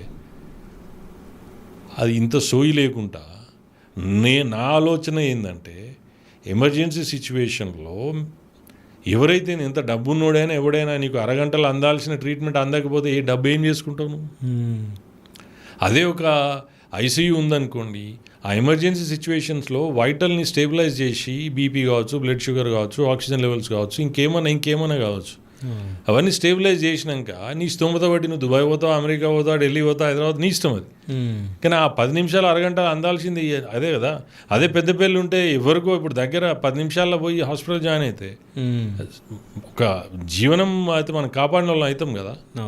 ఆ సోయి లేకుండా కూడా అన్నీ వచ్చినాక ఆ డంప్ చేసినాక అన్నీ తీసినాక దాన్ని ఎస్టాబ్లిష్ చేయనీయడు, ఎందుకంటే నాకు పేరు వస్తుంది. ఓకే, అంటే అంత దుర్మార్గంగా ఆలోచించేటువంటి వాళ్ళు ఉంటే సమాజం ఏం బాగుపడుతుందండి? ఇంత స్వార్థం ఉండదు కదా. నేను అట్లా కూడా చెప్పిన, నేను లిటరల్గా నువ్వే పోయి రిబ్బన్ గా తీసుకో, నేను రానని కూడా చెప్పిన నేను. అయినా కానీ అట్లుంటుంది వాళ్ళది. ఓకే, స్వార్థం అనేది ఉంది. అంటే స్వార్థ రాజకీయాలు, ఈ వర్గ రాజకీయాలు, కుల రాజకీయాలు, ఇవే మొత్తం మన ఇండియా మొత్తం అవే ఉన్నాయి నిజం చెప్పాలంటే. ఈ కుల రాజకీయాలను, ఈ వర్గ రాజకీయాలను, వీటిని చూస్తుంటే ఏమనిపిస్తుంది మీకు? అంటే ఇప్పుడు నాకు అనిపించేది ఏంటంటే అన్ఫార్చునేట్గా డెమోక్రసీలో మనం వీటిని తీయలేమండి ఇప్పుడు అసలు. రైట్. కానీ నేనేమంటున్నా అంటే నిజంగానే వాళ్ళకి ఇటువంటి తోటి లాభం జరుగుతుందంటే అది ఒక సెక్షన్ ఆఫ్ పీపుల్, అంటే మెజారిటీకి లాభం జరుగుతుందంటే మనం ఇంప్లిమెంట్ చేయడంలో తప్పులేదు. ఇప్పుడు కాంగ్రెస్ వాళ్ళు ఈ రాజకీయ ప్రక్రియలో భాగంగా ఎలక్టోరల్ ప్రాసెస్లో భాగంగా 42% ఇస్తా అన్నారు. రైట్. ఇస్తా అన్న తర్వాత ఇప్పుడు ఏమైంది, వాళ్ళు సైంటిఫిక్గా అన్ని సర్వేలు తీసుకొని సైంటిఫిక్ అనాలిసిస్ చేసి ఇవన్నీ చూసేసరికి అది ఆచరణలో పెట్టడానికి కష్టతరం అనేది అర్థమై ఇప్పుడు ఏం చేస్తున్నారు, ఇప్పుడు బీజేపీ ఒప్పుకుంటలేదని, లేకపోతే ఇంకో పార్టీ ఒప్పుకుంటలేదని, లేకపోతే వాళ్ళు వద్దన్నారు వీళ్ళు వద్దన్నారు అని చెప్తున్నారు. ఇప్పుడు ప్రామిస్ చేసిండ్రు, ఇప్పుడు ఈ డ్రామాలు ఎందుకు మరి? చేయండి, ఇంప్లిమెంట్ చేయండి. ఎవరైనా వద్దంటుండ్రా? అంటే ఇటువంటి నేను అనేది ఏంటంటే ఇటువంటి అనాలోచితమైనటువంటి ఈ తొందరపాటు నిర్ణయాలతోటి అందరికి ఇబ్బంది అవుతుంది. ఇప్పుడు బీసీలకు రాజ్యాధికారం రావాలని ఎవరైనా అడ్డుపడుతున్నారా? ఇవ్వండి. ఇప్పుడు మన లాస్ట్ 2023 ఎలక్షన్స్లో బీజేపీ ఏమన్నది, బీసీ ముఖ్యమంత్రి అని వచ్చింది, కట్టుబడి ఉన్నారు. రైట్. ఇప్పుడు ఆ టైప్ ఆఫ్ దాంట్లో మీరు రండి, వద్దంటలేరు కదా. కానీ సైంటిఫిక్గా మీరు పోయి అందులో అరే ఇది సాధ్యం చేయడం వీలు కాదు అన్న దానికి దానికి ఏదో రంగు రుద్దడము ఇటువంటి చేయడం కూడా మంచిది కాదు. ఓకే. అంటే ఇంతకుముందుకు మనం మాట్లాడుకున్నప్పుడు అమెరికాలో ఇట్లా వాళ్ళు చెప్పినది వాళ్ళు చూపించాలి, క్యాలిక్యులేషన్ ప్రకారంగా వాళ్ళు మొత్తం హామీ ఏమైతే ఇస్తారో దాన్ని చూపించిన తర్వాత అది ఆచరణ యోగం అయితేనే అది పెట్టాలని చెప్పేసి మాట్లాడారు. ఇక్కడ ఈ చెత్త రాజకీయాలకు, ఈ హామీలకి ముఖ్యంగా 3 కారణాలు. ఒకటి ప్రజలు, ఒకటి పొలిటికల్ లీడర్స్, ఒకటి ఎలక్షన్ కమిషన్. సో ఇప్పుడు యూఎస్లో ఎలక్షన్ కమిషన్ అనేది ఉంటుందా? ఉంటుంది కదండి. అంటే ఇప్పుడు ఎలక్టోరల్ ప్రాసెస్ అనేది అందరికి ఉంటుంది అండ్ సిస్టమ్ డిఫరెంట్ ఉంటుంది. ఓకే. సో వాళ్ళకి ఏం చేస్తారంటే అక్కడ ప్రాసెస్ డిఫరెంట్. ఇప్పుడు మీ రాష్ట్రంలో మీకు గెలిస్తే ఇన్ని పాయింట్స్ అని ఇస్తారు మీకు. సో వాళ్ళ సిస్టమ్ వేరు ఉంటుంది. ఇప్పుడు ఇక్కడ కూడా ఇప్పుడు నేను ఏమంటున్నా అంటే సార్, ప్రజల్లో కూడా ఇంతకుముందు మనం మాట్లాడినప్పుడు పూర్తిగా ప్రజలను తప్పుపట్టే కాదు. ఓకే. ఎందుకంటే 5 ఏళ్ళకి ఒకసారి ఓటు వచ్చినప్పుడు రోజు పొద్దుగాల కూలీ చేసుకొని పోయేటోడు ఉంటాడండి. అసలు రాజకీయ నాయకుడు ఎవరో తెలియదు, ముఖ్యమంత్రి ఎవరో తెలియదు, ఎమ్మెల్యే ఎవరో తెలియని వాళ్ళు ఉంటారు. వాళ్ళు ఓటు వచ్చే టైంలో వేస్తారు. వాళ్ళకి పెద్ద ఎవరు గెలిచినా ఎవరు గెలవకపోయినా వాళ్ళకి పెద్ద ఫరక్ పడేది తెలియదు. వాళ్ళ పని వాళ్ళు చేసుకుంటారు. సో ఆ సెక్షన్ వదిలిపెడితే విద్యావంతులు, యువత, మహిళలు వీళ్ళు ఎవరైతే ఉన్నారో సో వీళ్ళందరూ కూడా దాని మీద దృష్టి పెట్టాలి. దృష్టి పెట్టి దాన్ని సక్రమైనటువంటి పద్ధతిలో దాన్ని తీసుకొచ్చి ఎవరు కరెక్ట్, మనమైతే ఏ విధంగా నష్టపోతున్నాం, ఏ విధంగా లాభపడుతున్నాం అనేది కూడా చాలా ఇంపార్టెంట్. కానీ ఈ తెలియని ప్రజలకి చెప్పాల్సిన బాధ్యత ఎలక్షన్ కమిషన్ది కదా. అవును, వాళ్ళని ఎడ్యుకేట్ చేయాలి. ఇప్పుడు నేను ఏమంటున్నా, ఎలక్షన్ కమిషన్ది ఇండిపెండెంట్ బాడీ అది. ఓకే. రైట్. ఎవరితోటి వాళ్ళు ఇన్ఫ్లుయెన్స్ కావద్దు, వాళ్ళకి అథారిటీ ఉంటుంది. కానీ అంటే మన దౌర్భాగ్యం ఏంటంటే ఇప్పుడు కాంగ్రెస్ పార్టీ ఉన్నది, దాదాపు 60 ఏళ్ళ పైన పాలించారు. రైట్. పాలించినప్పుడు వాళ్ళకి అవసరం ఉన్నప్పుడు అప్పుడు ఈ సిస్టంలో అన్నీ ఉన్నాయి. ఇండిపెండెంట్ బాడీ కాబట్టి ఆ ఫ్రేమ్ చేసి ఉన్నాయి, రూల్స్ అన్నీ ఉన్నాయి. కానీ వాళ్ళు వాళ్ళకు అనుకూలంగా ఉపయోగించుకున్నారు. అదే మీరు టిఎన్ శేషన్ గారు ఎలక్షన్ కమిషనర్గా అయినప్పుడు ఒక సంచలనాత్మకమైనటువంటి నిర్ణయాలు తీసుకొని ఒక అలజడి సృష్టించారు. ఈవీఎం మెషిన్లు కావచ్చు, తర్వాత వాల్ రైటింగ్స్ కావచ్చు, అకౌంటబిలిటీ, రెస్పాన్సిబిలిటీ, ఇప్పుడు ఆదాయం అంటే ఇప్పుడు మనం ఖర్చు పెట్టేది కూడా అకౌంటబిలిటీ తీసుకొని అందరినీ నిఘా పెట్టి చేయడం అనేది అది ఇంకా గట్టిగా చేయాలి. అది ఇంకా గట్టిగా చేసి స్పెండింగ్ అనేది మీరు ఏ విధంగా చేస్తున్నారు? ఇప్పుడు టెక్నాలజీ వచ్చిందండి, తగ్గియండి. మీ చేతిలో చాలా ఉన్నాయి, మీరు తలుచుకుంటే ఏదైనా చేయొచ్చు. వాళ్ళు కూడా నేను ఒక అందుకు చెప్పాలంటే పూర్తి స్థాయిలో వాళ్ళ బాధ్యత పూర్తి స్థాయిలో నిర్వర్తిస్తలేరు. కాబట్టి అది కూడా ఇంకా చేయాలి. ఇప్పుడు రాజకీయ నాయకులు ఇప్పుడు అందరు అయితేనే అవుతుందండి. ఇటువంటి ప్రజాస్వామ్యంలో అందరు ఇన్వాల్వ్మెంట్లు ఉండి సమాజహితం కోరుకుంటేనే అవుతుంది అది. ఇంకా దాన్ని దిగజార్చాలంటే ఈ విధంగా ఉంటుంది. సో అవుతుంది అనుకుంటే ఎప్పుడైతుంది అసలు? అదే అంటున్నా. ఇప్పుడు స్టేషన్ లాంటి వాళ్ళు వచ్చిండ్రు, నిర్ణయం తీసుకున్నారు, మార్పు వచ్చింది కదా. కానీ ఇప్పుడు అట్లా కూడా ఇంకా కంటిన్యూ కావాలి. సో అంటే యూఎస్కి మన ఇండియాకి డిఫరెన్స్ ఏముందంటే ఏమని చెప్తారు? అంటే చెప్పాలంటే ఇప్పుడు ఆడ ఓటింగ్ పర్సంటేజ్ చాలా తక్కువ అండి. ఓకే. చాలా తక్కువ. 40%, 30%, 50% అయితే మహా ఎక్కువ ఆడ.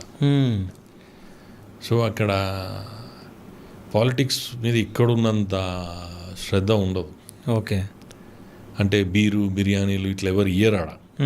వాళ్ళు ఇండిపెండెంట్గా ఒపీనియన్ ఫ్రేమ్ చేసుకుని దేశం కోసము, వాళ్ళ కోసము. ఇప్పుడు ఫర్ ఎగ్జాంపుల్ మీకు కొన్ని చెప్తాను. ఎంత బ్యూటిఫుల్ సిస్టమ్ అంటే కొన్ని సిటీస్ ఉంటాయి. సిటీస్లో ఈ రాజకీయ నాయకులు ఇన్వాల్వ్మెంట్ లేకుంటే ఏం చేస్తారంటే, మనం ఓట్లు వేస్తాం కదా, ఓట్లు వేసేటప్పుడు ఆ ఓటింగ్ బ్యాలెట్లో కూడా కొన్ని సిటీస్ లిక్కర్ బ్యాన్ చేస్తాయి. ఓకే. ఈ మద్యం బ్యాన్ చేస్తారు. బ్యాన్ చేసినప్పుడు ఏం చేస్తారంటే ఆ ఓటింగ్లోనే వీళ్ళు ఒక బ్యాలెట్లో కావాలన్నా వద్దా అని జనాలని అడుగుతారు. ఓకే. రైట్. ఆ నిర్ణయం ప్రకారం తీసుకుంటారు. అప్పుడు ఈ నాయకుడు దొంగ, వాడు దొంగ, వాడలంగా అనాల్సిన అవసరం లేదు కదా. సో ఇప్పుడు చిత్తశుద్ధితో చేయాలంటే అన్నీ చేయొచ్చు అండి. కానీ నేను అదే అంటున్నా, ఇక్కడికి తేడా ఏంటంటే ఇప్పుడు మనకు ఈవీఎం వాడతాం. ఇప్పుడు కాంగ్రెస్ చూస్తున్నాం. ఇప్పుడు తెలంగాణలో గెలిచిండ్రు, కర్ణాటకలో గెలిచిండ్రు, హిమాచల్ ప్రదేశ్లో గెలిచిండ్రు. అక్కడేమో ఈవీఎంలు మంచియే, మిగతా దగ్గర మాత్రం ఈవీఎంలు ట్యాంపర్ చేసిండ్రు. రైట్. ఇక ఓట్ చోరీ, ఇక ఇక్కడ వీళ్ళు గెలిచినప్పుడేమో సక్రమమైంది, అక్కడ గెలిచినప్పుడేమో తప్పు జరిగింది.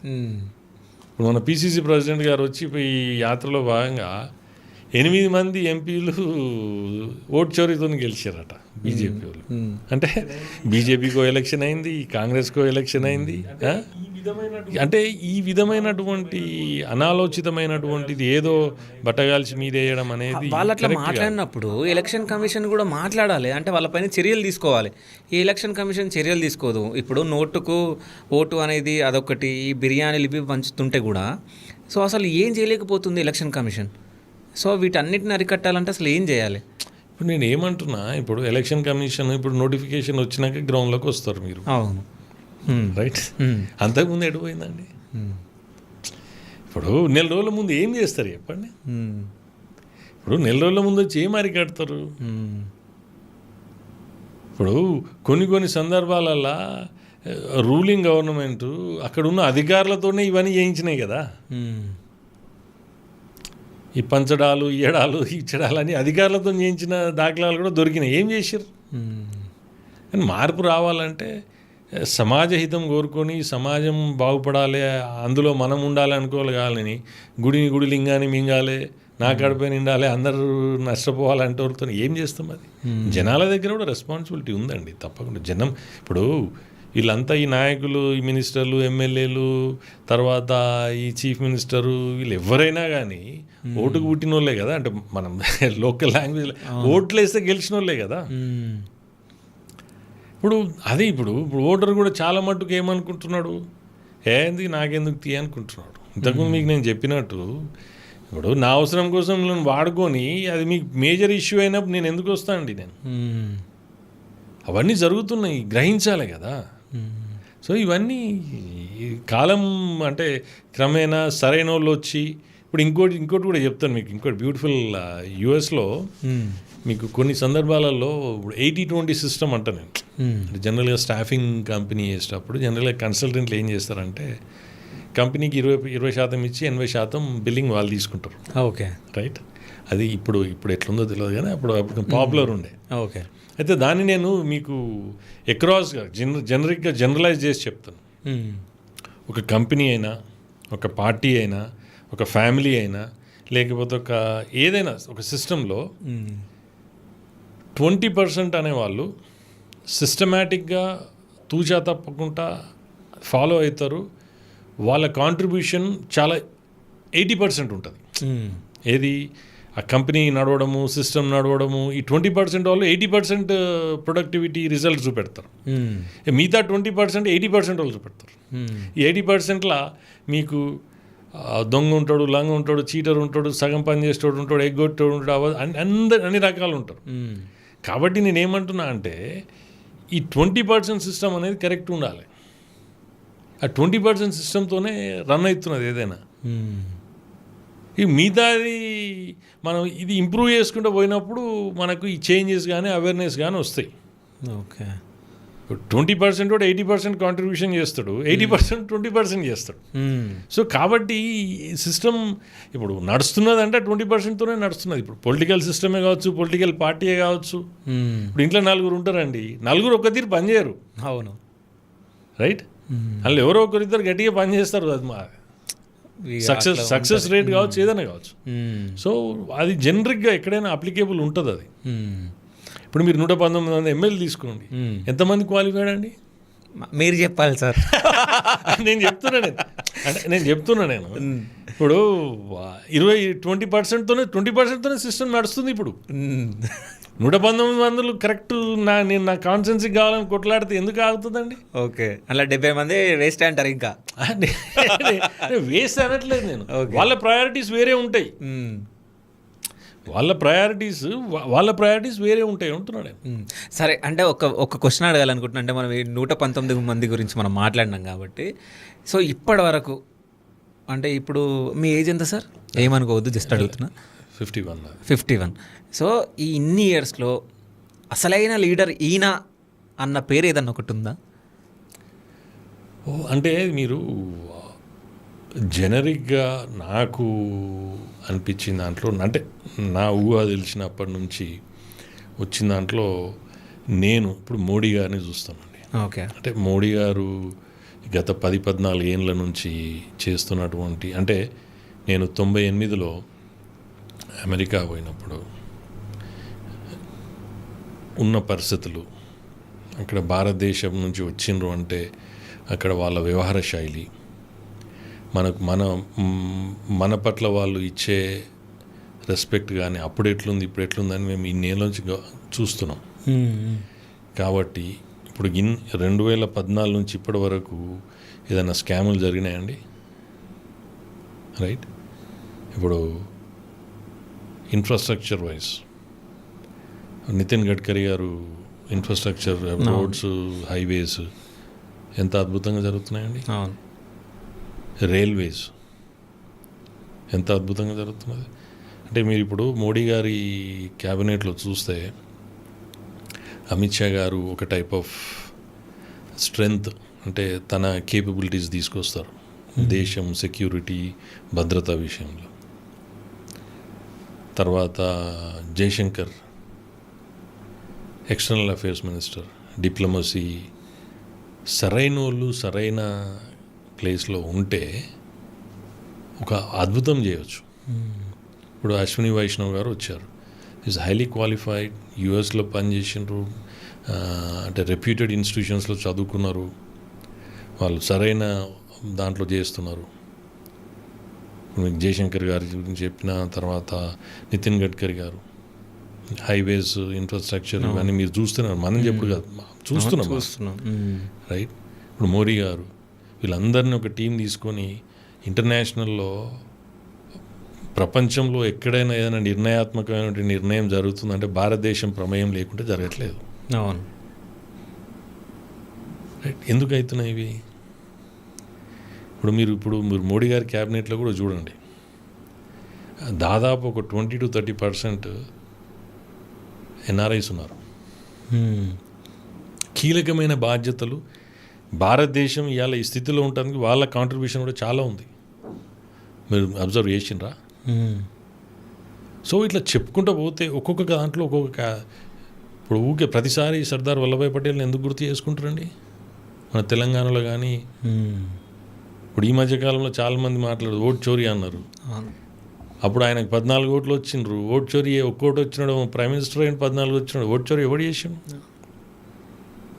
ఇదంతా అంటే ఇప్పుడు ఇప్పుడు ప్యాషనేట్ లీడర్స్ కావాలండి. ఇప్పుడు జయశంకర్ గారు ఉన్నారు, ఒక ప్యాషన్తోని మన దేశం గురించి కొట్లాడుతున్నారు. మోడీ గారు ఉన్నారు, దేశం ధర్మం గురించి అంటే చేస్తున్నారు. అమిత్ షా గారు ఉన్నారు, అంటే ఇట్లా పీయూష్ గోయల్ గారు ఉన్నారు. తర్వాత అంటే ఇంకొక స్టైల్ ఆఫ్ దాంట్లో అంతకుముందు మన మధ్యప్రదేశ్ చీఫ్ మినిస్టర్ ఉండే చూసిండ్రండి, శివరాజ్ చౌహాన్ గారు. ఓకే. 3 సార్లు చీఫ్ మినిస్టర్ అండి. రైట్. ఆయనది ఒక స్టైల్, ప్యాషనేట్గా. రైట్. ఇప్పుడు యంగ్ లీడర్షిప్ కూడా అవేర్నెస్ కావాలి. మన దగ్గర దౌర్భాగ్యమైన పరిస్థితి ఏమవుతుందంటే చాలా మట్టుకు చదువుకున్న వాళ్ళు అలా తెలివినంతా ఈ దుర్మార్గపు నిర్ణయాలు, అంటే ఈ అనెథికల్ వేస్లో సంపాదించడంలో ఎక్కువ వాడుతున్నారు తప్పితే సరైన రీతిలో చేయట్లేదు. ఇప్పుడు 70 ఏళ్ళు దగ్గర 70 ఏళ్ళు కాంగ్రెస్ పరిపాలించిందండి. 5 ఏళ్ళు పాలించిందంటే కనీసం 1-2 స్కామ్లు లేకుంటే ఎప్పుడు లేదు. 14 ఏళ్ళు. రైట్. అంటే దాదాపు 10 అంటే ఇప్పుడు 11-12 ఇయర్స్ అవుతున్నది. 2014 నుంచి ఏమైందండి? అంటే ఇంత మంచి బ్యూటిఫుల్ లీడర్స్ ఉన్నారు, మన దగ్గర కూడా ఉన్నారు, కానీ మనం రావాలంటే భయపడుతున్నారు యువత రాజకీయాలకు. మన దగ్గర ఎవరు ఉన్నారు? 2-3 పేర్లు చెప్పండి. ఇక్కడ అంటారా? అవును. ఇక పేర్లు తీసుకుంటే ఎందుకు లేదు, వాళ్ళని అడ్జస్ట్ చేయడం కాదు సార్. అన్నిగానే పేర్లు తీసుకురు మీరు. ఇప్పుడు సెంట్రల్ ఎవరు వాళ్ళ నార్త్ వాళ్ళే తీసుకురు. అవును. సో మన తెలుగులో పేర్లు, మన స్టేట్ లో పేర్లు చెప్పండి. నేను చెప్తానండి. ఓకే. ఇప్పుడు నేను చెప్తానండి. ఇప్పుడు కాట్పల్లి వెంకటరమణారెడ్డి ఉన్నారండి. రైట్. నిన్న మొన్న న్యూస్ చూసిరా సార్? వరదలు వచ్చి అసలు వస్తలే అంటే అసలు ఎక్కడ పోయింది ఈయన అని అంటున్నారు. అంటే ఇప్పుడు వేరే పార్టీ వాళ్ళు చేస్తారు, కానీ ఇప్పుడు ఆయన నిస్వార్థంగా నిజాయితీగా ప్రజల కోసం ఆయన కష్టపడి అదే ఒప్పుకుంటా నేను. అదే అంటున్నా. ఇప్పుడు అన్ఎక్స్పెక్టెడ్గా వచ్చింది. ఇప్పుడు బండి సంజయ్ గారు ఉన్నారు. బండి సంజయ్ గారు ఒక సామాన్య కార్యకర్త నుంచి ఎదగలేదా పైకి? ఎంత ఆటపోట్లు ఎదుర్కొన్నారు. అంటే నమ్మిన సిద్ధాంతం కోసం ఆయన అయితే అట్లనే పట్టుకున్నాడు కదా, రైట్. కిషన్ రెడ్డి గారు ఉన్నారు, డాక్టర్ లక్ష్మణ్ గారు ఉన్నారు, రైట్. ఇప్పుడు నేనేమంటున్నా అంటే ఈటల రాజేందర్ గారు ఉన్నారు, ఒక మంచి ఉద్యమకారుడు, ఉద్యమ నాయకుడు. సరే మీరు భజన చేస్తుర్రు, భజన వద్దు. భజన కాదు నేను అనేది. అంటే ఇప్పుడు నేను నాకు తెలిసి దగ్గర నుంచి చూసిన వాళ్ళే చెప్తున్నాను. ఓకే, సరే మీరు ఎవరి వర్గం? అంటే కొన్ని వర్గాలు ఉన్నాయి బీజేపీలో కూడా ఈడ. నేను అదే అంటున్నాను. నేను ఇప్పుడు భజన కానీ వర్గం అని చేస్తుంటే నేను ఇట్లెందుకు ఆటపోట్లకు గురవుతాండి నేను? ఓకే, ఇప్పుడు ఈ మోసటోని అయితే నేను ఇట్లెందుకుంటా నేను? సో బీజేపీలో కూడా ఆటపోట్లకు గురైతురు. అంటే అన్నిట్లలో ఉంటుందండి, రాజకీయం సహజం అది. ఓకే, ఎక్కడైనా ఏ పార్టీలో అయినా కానీ అది ఉంటుంది.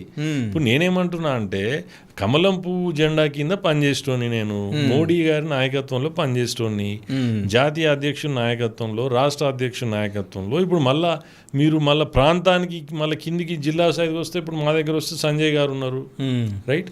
ఇప్పుడు ఆ సిస్టంలో ఫాలో అవుతున్నాం మేము, అంతేగాని లేకపోతే రోజు పొద్దుగాల దగ్గర పోయి ఇది చేసుడు అట్లని కాదు కదా. మేము కూడా నమ్మిన సిద్ధాంతానికి ఒక సిస్టంలో ఫాలో అవుతున్నాం మేము. అయితే ఇప్పుడు ఇక్కడ మనం చూసుకుంటే అంటే అమెరికాలో మీరు ఉండొచ్చారు కాబట్టి, సో ఇప్పుడు ట్రంప్కి మన ఇండియాకి పడట్లే, అంటే యూఎస్కి ఇండియాకి పడట్లే. ఇప్పుడు 50% వస్తువులపైన ట్యాక్స్ వేయడం ఇవన్నీ చూస్తే, సో మన ఇండియన్స్కి అక్కడ సేఫ్ ఉంటుందా అమెరికాలో? ఇప్పుడు ఒక్కటే అండి, సింపుల్ లాజిక్ అది. అవసరం ఉంటే అమెరికా వ్యవహార శైలి ఒక తీరు ఉంటుంది, అవసరం లేకపోతే ఒక శైలి ఉంటుంది. సింపుల్ అది. కాబట్టి ఈ టారిఫ్స్ తోటి వాళ్ళు ఏదో భయపడితే మనం భయపడతామని, లేకపోతే ఇంకేదో అవుతుందని అంటే ఇది చాలా లోతైన సబ్జెక్టు, చాలా కాంట్రవర్షియల్ సబ్జెక్టు. అంటే ఇది ఎట్లుంటుందంటే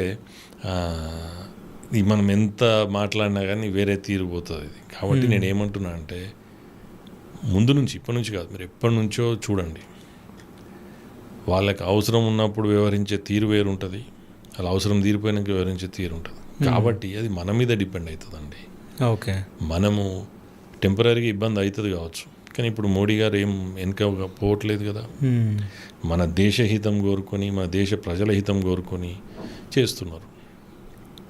కాబట్టి అది టెంపరీగా ఉంటుందని అనుకుంటాను నేను. తర్వాత మళ్ళీ వాళ్ళకి ఏమైనా ఇబ్బంది అయ్యి వాళ్ళకి బాగా నష్టమయ్యేదంటే మళ్ళీ వచ్చేస్తారు. ఓకే, సో అంటే మన యూత్ గురించే మాట్లాడుతాం సార్. సో ఇక్కడ మన యూత్ ఎట్లున్నారంటే మొబైల్ ఫోన్స్, ఈ చిల్లర వీడియోలు, సో ఇవే ఎడ్యుకేషన్ పైన ఎవ్వరూ లేరు. సో ఈ యూత్ మొత్తం చేంజ్ అవ్వాలంటే అసలు ఏం జరగాలి? అంటే యూత్ మొత్తం చేంజ్ అవ్వడం అనేది అంటే అది అంత ఈజీ టాస్క్ కాదండి. ఓకే, అంటే సమాజంలో తల్లిదండ్రుల బాధ్యత ఉంటుంది, చుట్టుపక్కల అంటే వాతావరణం ఉంటుంది, ఫ్రెండ్స్ ఉంటారు, స్కూల్ ఉంటారు, తర్వాత వాళ్ళు ఎంగేజ్ చేయాల్సినటువంటి యాక్టివిటీస్ లేక ఇవన్నీ. ఇప్పుడు ఫర్ ఎగ్జాంపుల్ మీకు ఒక మారుమూల గ్రామం తీసుకోండి, ఒక మండల్ హెడ్ క్వార్టరే తీసుకోండి అండి. స్కూల్ ఉంటుంది, కాలేజ్ ఉంటుంది. స్కూల్కి పోతుందా లేదా, కాలేజీకి పోతుందా లేదా, కనీసం సరైన రీతిలో మార్క్స్ వస్తున్నాయా లేవా, పాస్ అవుతుందా లేదా, వాడు ఏం చేస్తున్నాడని ఎవరు బాధ్యత అండి చూడాల్సింది? పేరెంట్స్. ఆ పేరెంట్స్ ఒకటి.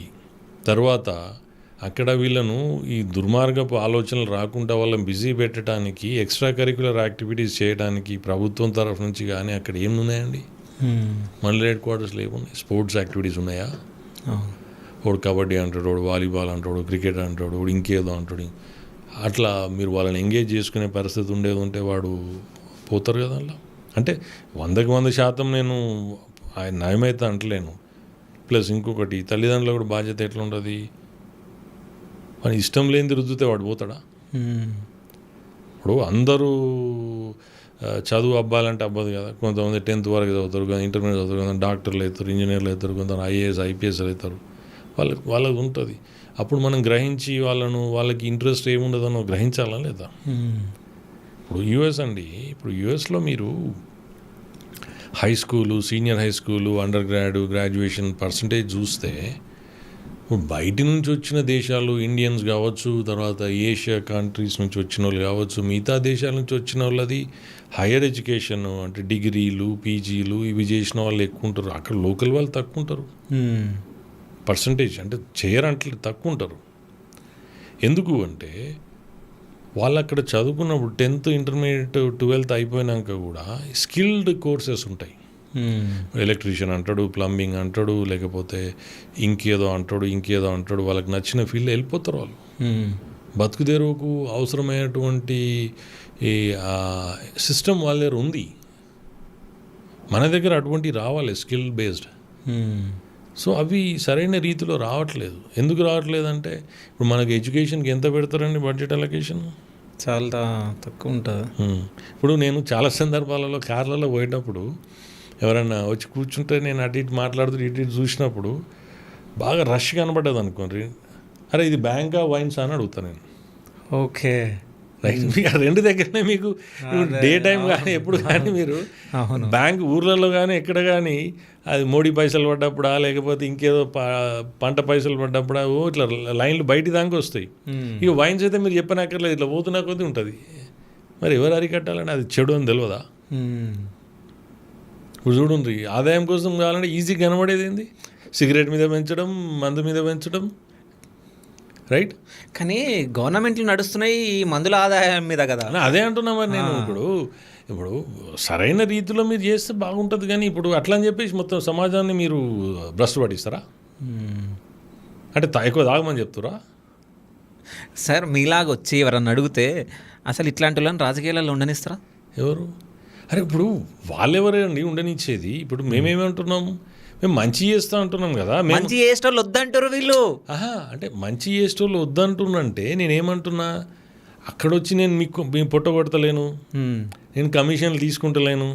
అరే మీకు స్కూళ్ళు తెప్పిస్తా అంటున్నా, మీకు వైద్యపరంగా చేస్తా అంటున్నా, మీకు ఉద్యోగాలు ఇప్పిస్తా అంటున్నా. ఇప్పుడు మిగతా వాళ్ళు మంచి చేస్తా అంటే నేను వచ్చి నేనేం చేయ, నేను పని చేయ అంటే ఎవడిస్తారండి? ఇప్పుడు నేనేమంటున్నా, మీకు ఉద్యోగాలు ఇప్పిస్తా అంటున్నా, మీకు మంచి చదువులు రావాలని కొట్లాడుతా అంటున్నా. ఆ నుంచి 1,00,000 కోట్ల ఆదాయం మన ప్రాంతం నుంచి ఉంది, అందులో మీకు మీ వాటా ఎంత రావాలో అంత పెట్టిస్తా అంటున్నా వాళ్ళతోటి. మీ వనరులు పోకుండా కాపాడుతా అంటున్నా, మీ ఊరిని డెవలప్ చేస్తా అంటున్నా. ఓకే, నేను అవి అంటున్నా కదా. చూడండి, మీరు అవి నచ్చకపోతే నాకేం, నేను పని లేక రాలే కదా. ఇప్పుడు నేను చిన్న కృషి చేస్తేనే ఇప్పుడు దాని మార్పులు 1000 మందికి వచ్చింది. నాలాంటి వాళ్ళు ఉంటే ఇంకా బాగుపడతారనే ఉద్దేశంతోనే అంటున్నాను నేను. అది కూడా వద్దంటే మీ కర్మం అది. అంటే పెద్దపల్లిలో ఉన్న ప్రజలు మీతో మాట్లాడినప్పుడు ఏమైనా షేర్ చేసుకుంటారా? అంటే ఇన్ని రోజులు ఇట్లుంది, ఇంకా చేంజ్ అయితే బాగుంటుంది సార్, మీరు రావాలి సార్ అని ఇట్లా ఎవరైనా చాలా మంది చెప్తారండి. నేను మీకు ఏం చెప్తున్నా, నేను ఇప్పుడు మీరు గ్రూపులు అంటుండ్రు, రైట్. నేను గ్రూప్ మెయింటైన్ చేయండి. ఓకే, నేను ఎందుకంటే యాజ్ ఎ లీడర్, ఇప్పుడు ఒక లీడర్ అంటాడు నన్ను రావాలని కోరుకోవాలి. నేను వాళ్ళని పోయి వాళ్ళని తినిపించి తాగిపించి అనేది భ్రమ పెట్టి నేను కోరుకుంటలేను కదా. ఇప్పుడు నేను పోతే, ఇప్పుడు మా దగ్గర ఏ పార్టీ అయినా గ్రూపులు ఉంటాయి. నేను ప్రేమ ఆప్యాయతను అందరినీ పలకరిస్తా. వాళ్ళు వస్తారు, వీళ్ళు వస్తారు, అందరు మాట్లాడతారు. అట్లని చెప్పేసి నేను 100కి 100 నచ్చుతారని నేను అనట్లేదు. నేను నన్ను నచ్చిన వాళ్ళు కూడా ఉంటారు. ఇప్పుడు కాంగ్రెస్ పార్టీలో కూడా నచ్చుతారు, బీఆర్ఎస్ పార్టీలో నచ్చుతారు, బీజేపీ పార్టీలో నచ్చుతారు. ఒక పార్టీ వాళ్ళు ఓటేస్తే ఎవరు గెలవడు కదా. సో నేను అంటే చాలా కార్యక్రమాలు జనాల దగ్గరకు వచ్చేటి చేసిన నేను. నేనేదో జిమ్మిక్కులు చేసి ఇష్యూస్ మీద కొట్లాడకుండా, నేనేదో ఒకటి మామూలుగా కలిబొలి మాటలు చెప్పి తిప్పించుకునేటువంటి వ్యవహారం నాకు టైం వేస్ట్, వాళ్ళకి టైం వేస్ట్. సో ఇప్పటి వరకు మీరు ఎన్ని డబ్బులు ఖర్చు పెట్టి ఉండొచ్చు పెద్దపల్లికి? అట్లా అంటే నేను ఒక సిస్టమ్ ఫాలో అవుతా అండి. సింపుల్గా విద్య, వైద్యం, రైట్.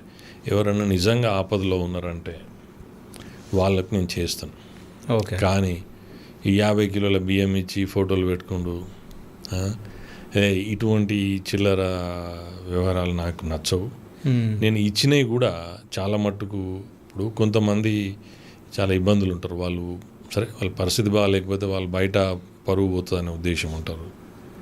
పెళ్ళిళ్ళు కావచ్చు, ఫీజుల విషయం కావచ్చు, ఇటువంటి వాటిలలో నాకు జెన్యూన్ అనిపిస్తే చేస్తాను.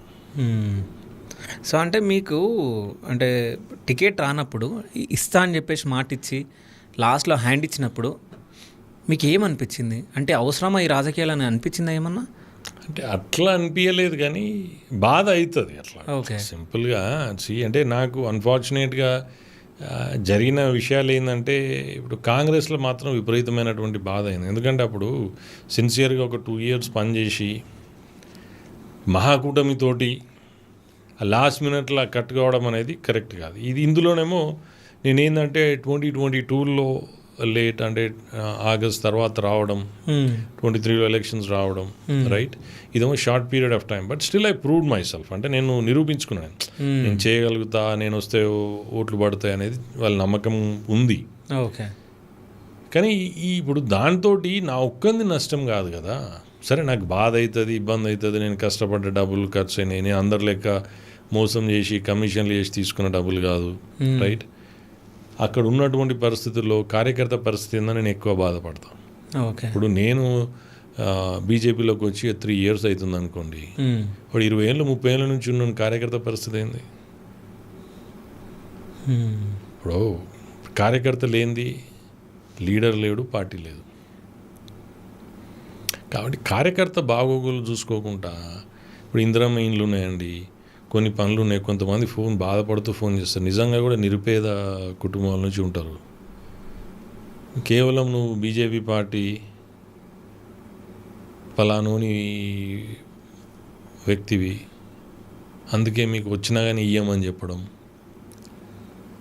అంటే ఇటువంటి చాలా ఇబ్బందికరమైన పరిస్థితి ఉంటుంది.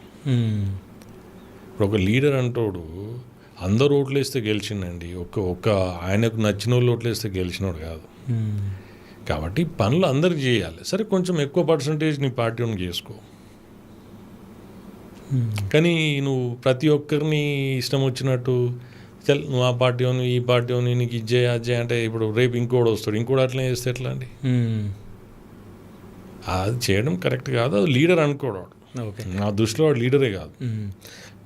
లీడర్ అంటోడు అందరికీ పని చేయాలి, అందరితో పని చేయించుకోవాలి, మనం చేయాలి, లీడర్ అంటోడు చేయాలి, వాళ్ళందరితో పని చేయించుకోవాలి. సో యాజ్ ఏ మీరు ఎడ్యుకేటెడ్ పర్సన్గా, సో బీఆర్ఎస్ ప్రభుత్వం ఉన్నప్పుడు బాగుందా, కాంగ్రెస్ ప్రభుత్వం ఉన్నప్పుడు బాగుందా? అంటే బీజేపీ లీడర్గా కాదు, జస్ట్ ఒక వ్యక్తిగా. అంటే ఇప్పుడు ఎవరికైనా ప్రోస్ అండ్ కాన్స్ ఉంటాయండి, మంచి చెడులు ఉంటాయి. అంటే ఓటు బ్యాంకు రాజకీయాలు 2 పార్టీలు చేసినాయి.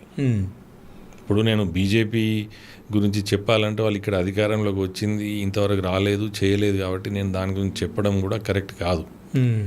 ఎందుకంటే ఇప్పుడు బీఆర్ఎస్ ఉంది, సర్ప్లస్ బడ్జెట్ నుంచి డెఫిసిట్ బడ్జెట్కి ఎవరు తీసుకొచ్చారండి, రైట్? కానీ డెవలప్మెంట్ కాలేదంటారు. డెవలప్మెంట్ అంటే దానికి నేను ఇట్స్ రిలేటివ్ అండి. డెవలప్మెంట్ అంటే ఏ విధమైన డెవలప్మెంట్? ఇప్పుడు నేను ఉండే ఏరియా ఉంది గచ్చిబౌలి. సో గచ్చిబౌలికి ఇప్పుడు వెళ్తే అది దుబాయ్, సింగపూర్ ఏదో అనుకుంటారు. సో డెవలప్మెంట్ కాదా అది? అది అంతకుముందు కాలేదా? లేదు, నాకు తెలిసి ఓన్లీ సైబర్ టవర్ ఒకటి ఉండే. అంటే ఇప్పుడు ఏంది అంటే హై రేజ్ బిల్డింగ్సే డెవలప్మెంటా? ఓకే, ఇప్పుడు హై రేజ్ బిల్డింగ్స్ ఇప్పుడు అదే అంటున్నా. ఇప్పుడు డెవలప్మెంట్ అనేది మీ దృష్టిలో ఒక తీరు ఉంటుంది, నా దృష్టిలో ఒక తీరు ఉంటుంది. కాబట్టి ఒక నాయకుడి దృష్టిలో ఒక వేరే తీరు ఉండాలి. ఎంతమందికి లాభమైంది, ఎంతమందికి ఉద్యోగాలు వచ్చినాయి, ఎంతమంది లైఫ్ చేంజ్ అయింది, ఎంతమంది పావర్టీ లెవెల్ నుంచి పైకి వచ్చిండ్రు.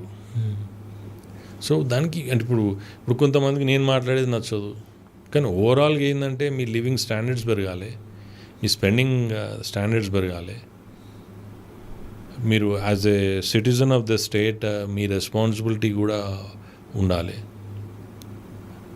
సో బిజినెస్లు బాగుపడాలి, బిజినెస్లు మంచిగా నడవాలి.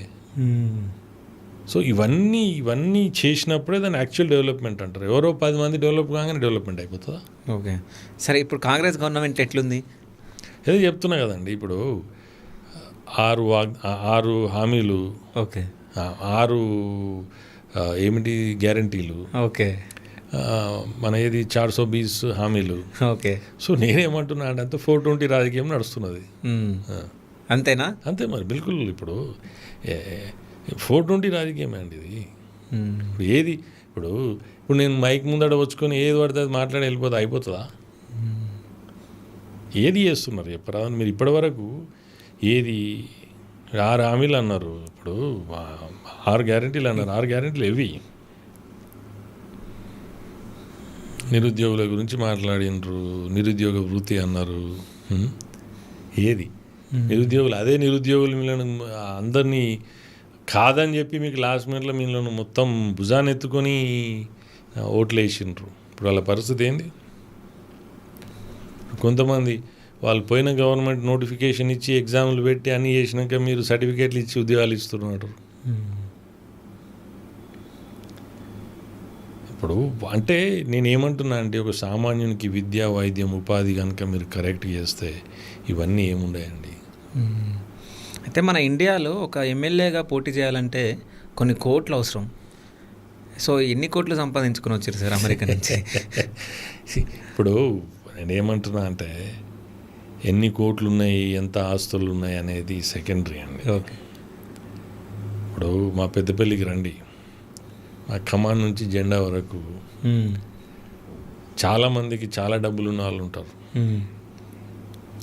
రాజకీయంలోకి రావాలంటే ఆ తెగువ, ఆ ధైర్యం, ఆ తపన, ఆ ప్యాషన్ ఉండాలండి. సో డబ్బులు అనేది ప్రతి ఒక్కరికి ముఖ్యం, కానీ డబ్బులే సర్వస్వం కాదు. సో నేను అది గట్టిగా నమ్ముతాను నేను. ఓకే. సో అంటే నాకు ఎంత చెట్టుకు అంత గాలి అన్నట్టు ఎవరికైనా వాళ్ళకున్న ఇబ్బందులు వాళ్ళకు ఉంటాయి. సో డబ్బును నమ్ముకొని ఏదో డబ్బు ఖర్చు పెట్టి మొత్తం ఎలక్షన్లో అది చేయాలని కాదు. సో డబ్బు అవసరమే, వ్యక్తిత్వం అవసరమే, ప్రజల ఆదరణ అవసరమే, పార్టీ అవసరమే. కాబట్టి ఇవన్నీ కలిసినప్పుడే ఒక సక్సెస్ఫుల్గా మనం బయటకు రాగలుగుతాం. అట్లా అంటే డబ్బున్నోళ్ళు ఎంతమంది లేరండి. డబ్బున్నోళ్ళు గెలిచిపోతారా? ఏమో డబ్బు ఉంటే గెలిచిపోతారు అంటారు కదా. ఎవరి దగ్గర ఎక్కువ డబ్బు ఉంటుందో వాళ్ళకి టికెట్లు ఇస్తారు, ఏ పార్టీ అయినా కానీ. ఇస్తారు కావచ్చు. గెలిచినోడు ఎవరు మీరు చూడండి, స్టాటిస్టిక్స్ చూడండి. ఓకే. ఎవరు ఎంత ఖర్చు పోయారు, డబ్బు అప్పుడప్పుడు పైసలు పెట్టిన వాళ్ళు కూడా గెలిచారు. అప్పుడప్పుడు అంటున్నాను నేను అనేది మళ్ళీ ఇదే. ఇప్పుడు మళ్ళా ఈ గెలుస్తారు కొంతమంది. ఇప్పుడు ఆడ సిచ్యువేషను, టైము, అక్కడున్న పరిస్థితులు. ఇప్పుడు మా దగ్గర మీకు చాలామంది వచ్చి చాలామంది చెప్తారు, అన్న ఇప్పుడు ఆయన గెలవలేదు, ఆయనని కసి మీద ఓడగొట్టిర్రు అంటారు. ఇప్పుడు ఆయన ఖర్చు పెట్టి ఈయన ఖర్చు పెట్టింది. మరి అట్లా అంటే ఈ గెలిచిన ఆయన కంటే ఓడిపోయిన ఎక్కువ ఖర్చు పెట్టిరని కొంతమంది అంటారు. సరే, ఆయనకి ఈయనకి ఇద్దరికి పోలిస్తే ఎవరు బెస్ట్ అంటారు? పెద్దపల్లి ప్రజలను అడగాలి.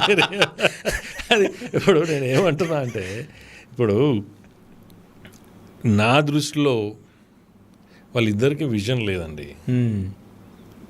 వాళ్ళ స్వార్థ రాజకీయ పరులు, వాళ్ళు పూర్తి స్వార్థం.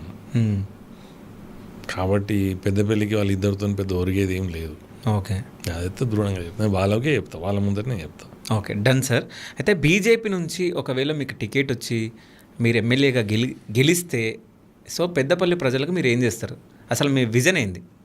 అదే చెప్తున్నా కదా. ఇప్పుడు ఇంతసేపు నేను చెప్పిన నేను, ఇప్పుడు ఇన్నేళ్ల నుంచి వాళ్ళు అంత రాజకీయం చేస్తున్నారు. ఒక్కరోజన్నా మాట్లాడిన అడిగి తెలుసుకోండి మీరు. ఇటువంటి ఏదో కనీసం నేను చెప్పిన దాంట్లో కనీసం ఒక 20-30% అన్న మాట్లాడినరా? అంటే నేను ఏమంటున్నా అంటే, అవగాహనతోటి ఏదైతే ఆచరణ యోగ్యమైనటువంటి పనులే చెప్తున్నా నేను. విద్యా విషయం కావచ్చు, వైద్య విషయం కావచ్చు. విద్యా వైద్యం అయితే నేను ఆల్రెడీ ఏం లేకుండానే చేసి చూపెట్టిన నేను, రైట్? సో విద్య, వైద్యం, ఉపాధి విషయంలో నా మేజర్ కాంట్రిబ్యూషన్ ఉంటుందండి. ఇప్పుడు మళ్ళీ ఇప్పుడు రానున్న రోజుల్లో కూడా అవేర్నెస్ ప్రోగ్రామ్స్ ముందు నుంచి చేసినా, ఇప్పుడు కూడా చేస్తున్నా. ఓకే. ఇప్పుడు ఈ విషయం పెద్దపల్లి ఫస్ట్ అనే ఒక క్యాంపెయిన్ ప్రోగ్రామ్ కూడా తీసుకుంటున్నాను. మాకు రావాల్సిన వాటా మాకు రావాలి. ఓకే. మాకు న్యాయంగా రావాల్సినటువంటిది రావాలి. మా వనరులు కుల్లగొట్టి ఎవరికో మమ్మల్ని కొట్టి ఎవరికో పెట్టడం కాదు. మాకు వచ్చేటి మాకు రావాలనేది అవేర్నెస్ ప్రోగ్రామ్ తీసుకొస్తాం. ఓకే. నా వంతుగా నేను చేయాల్సింది ఏది ఉందో చేస్తాను, అవకాశం కోసం ఎదురు చూస్తున్నాను. సో ఫైనల్గా కొంతమంది లీడర్ల పేర్లు చెప్తాను సార్. సో వాళ్ళ గురించి 1 wordలో చెప్పండి. మోడీ గారు, వరల్డ్ లీడర్. అమిత్ షా, అపర చాణక్యుడు. రేవంత్ రెడ్డి, అవకాశవాది. Sonia Gandhi, non politician. కేసీఆర్, తెలంగాణ ఉద్యమకారులపై వాళ్ళ పునాదుల మీద ముఖ్యమంత్రి అయినటువంటి వ్యక్తి. కేటీఆర్, తండ్రి చాటు నాయకుడు. కవిత, అంటే అవకాశవాదాన్ని, అంటే ఉన్న పరిస్థితులను ఏ విధంగా అవకాశం తీసుకునే దాంట్లో దిట్ట. Pawan Kalyan, honest politician. Chandrababu Naidu, visionary. Kishan Reddy, నమ్మిన సిద్ధాంతం, పార్టీని నమ్ముకున్న నాయకుడు. రామచందర్రావు, ఇంటలెక్చువల్, శాసన మండలిలో ప్రజా సమస్యల మీద సిన్సియర్గా పోరాడినటువంటి నాయకుడు. బండి సంజయ్, ఫైటర్. ఈటెల రాజేందర్, ఉద్యమ నాయకుడు. DK Aruna. Fire brand. Okay, thank you so much sir. అంటే మీ విలువైన సమయాన్ని కేటాయించి మాకు ఇంటర్వ్యూ ఇచ్చినందుకు, అంటే మేము పిలవగానే మా స్టూడియోకి వచ్చినందుకు. సో నేను మాత్రం నా మనస్ఫూర్తిగా కోరుకుంటున్నా, అంటే మీలాంటి వ్యక్తులు రావాలి రాజకీయాల్లో మార్పు కోరుకుంటున్నా కాబట్టి మీలాంటి వాళ్ళు రావాలి, మార్పు తేవాలి. అసలు ఈ జనాలు చేంజ్ అవ్వాలి, అంటే మన ఎలక్షన్ కమిషన్ చేంజ్ అవ్వాలి, ఈ లీడర్లు చేంజ్ అవ్వాలి అనేది నా మోటో.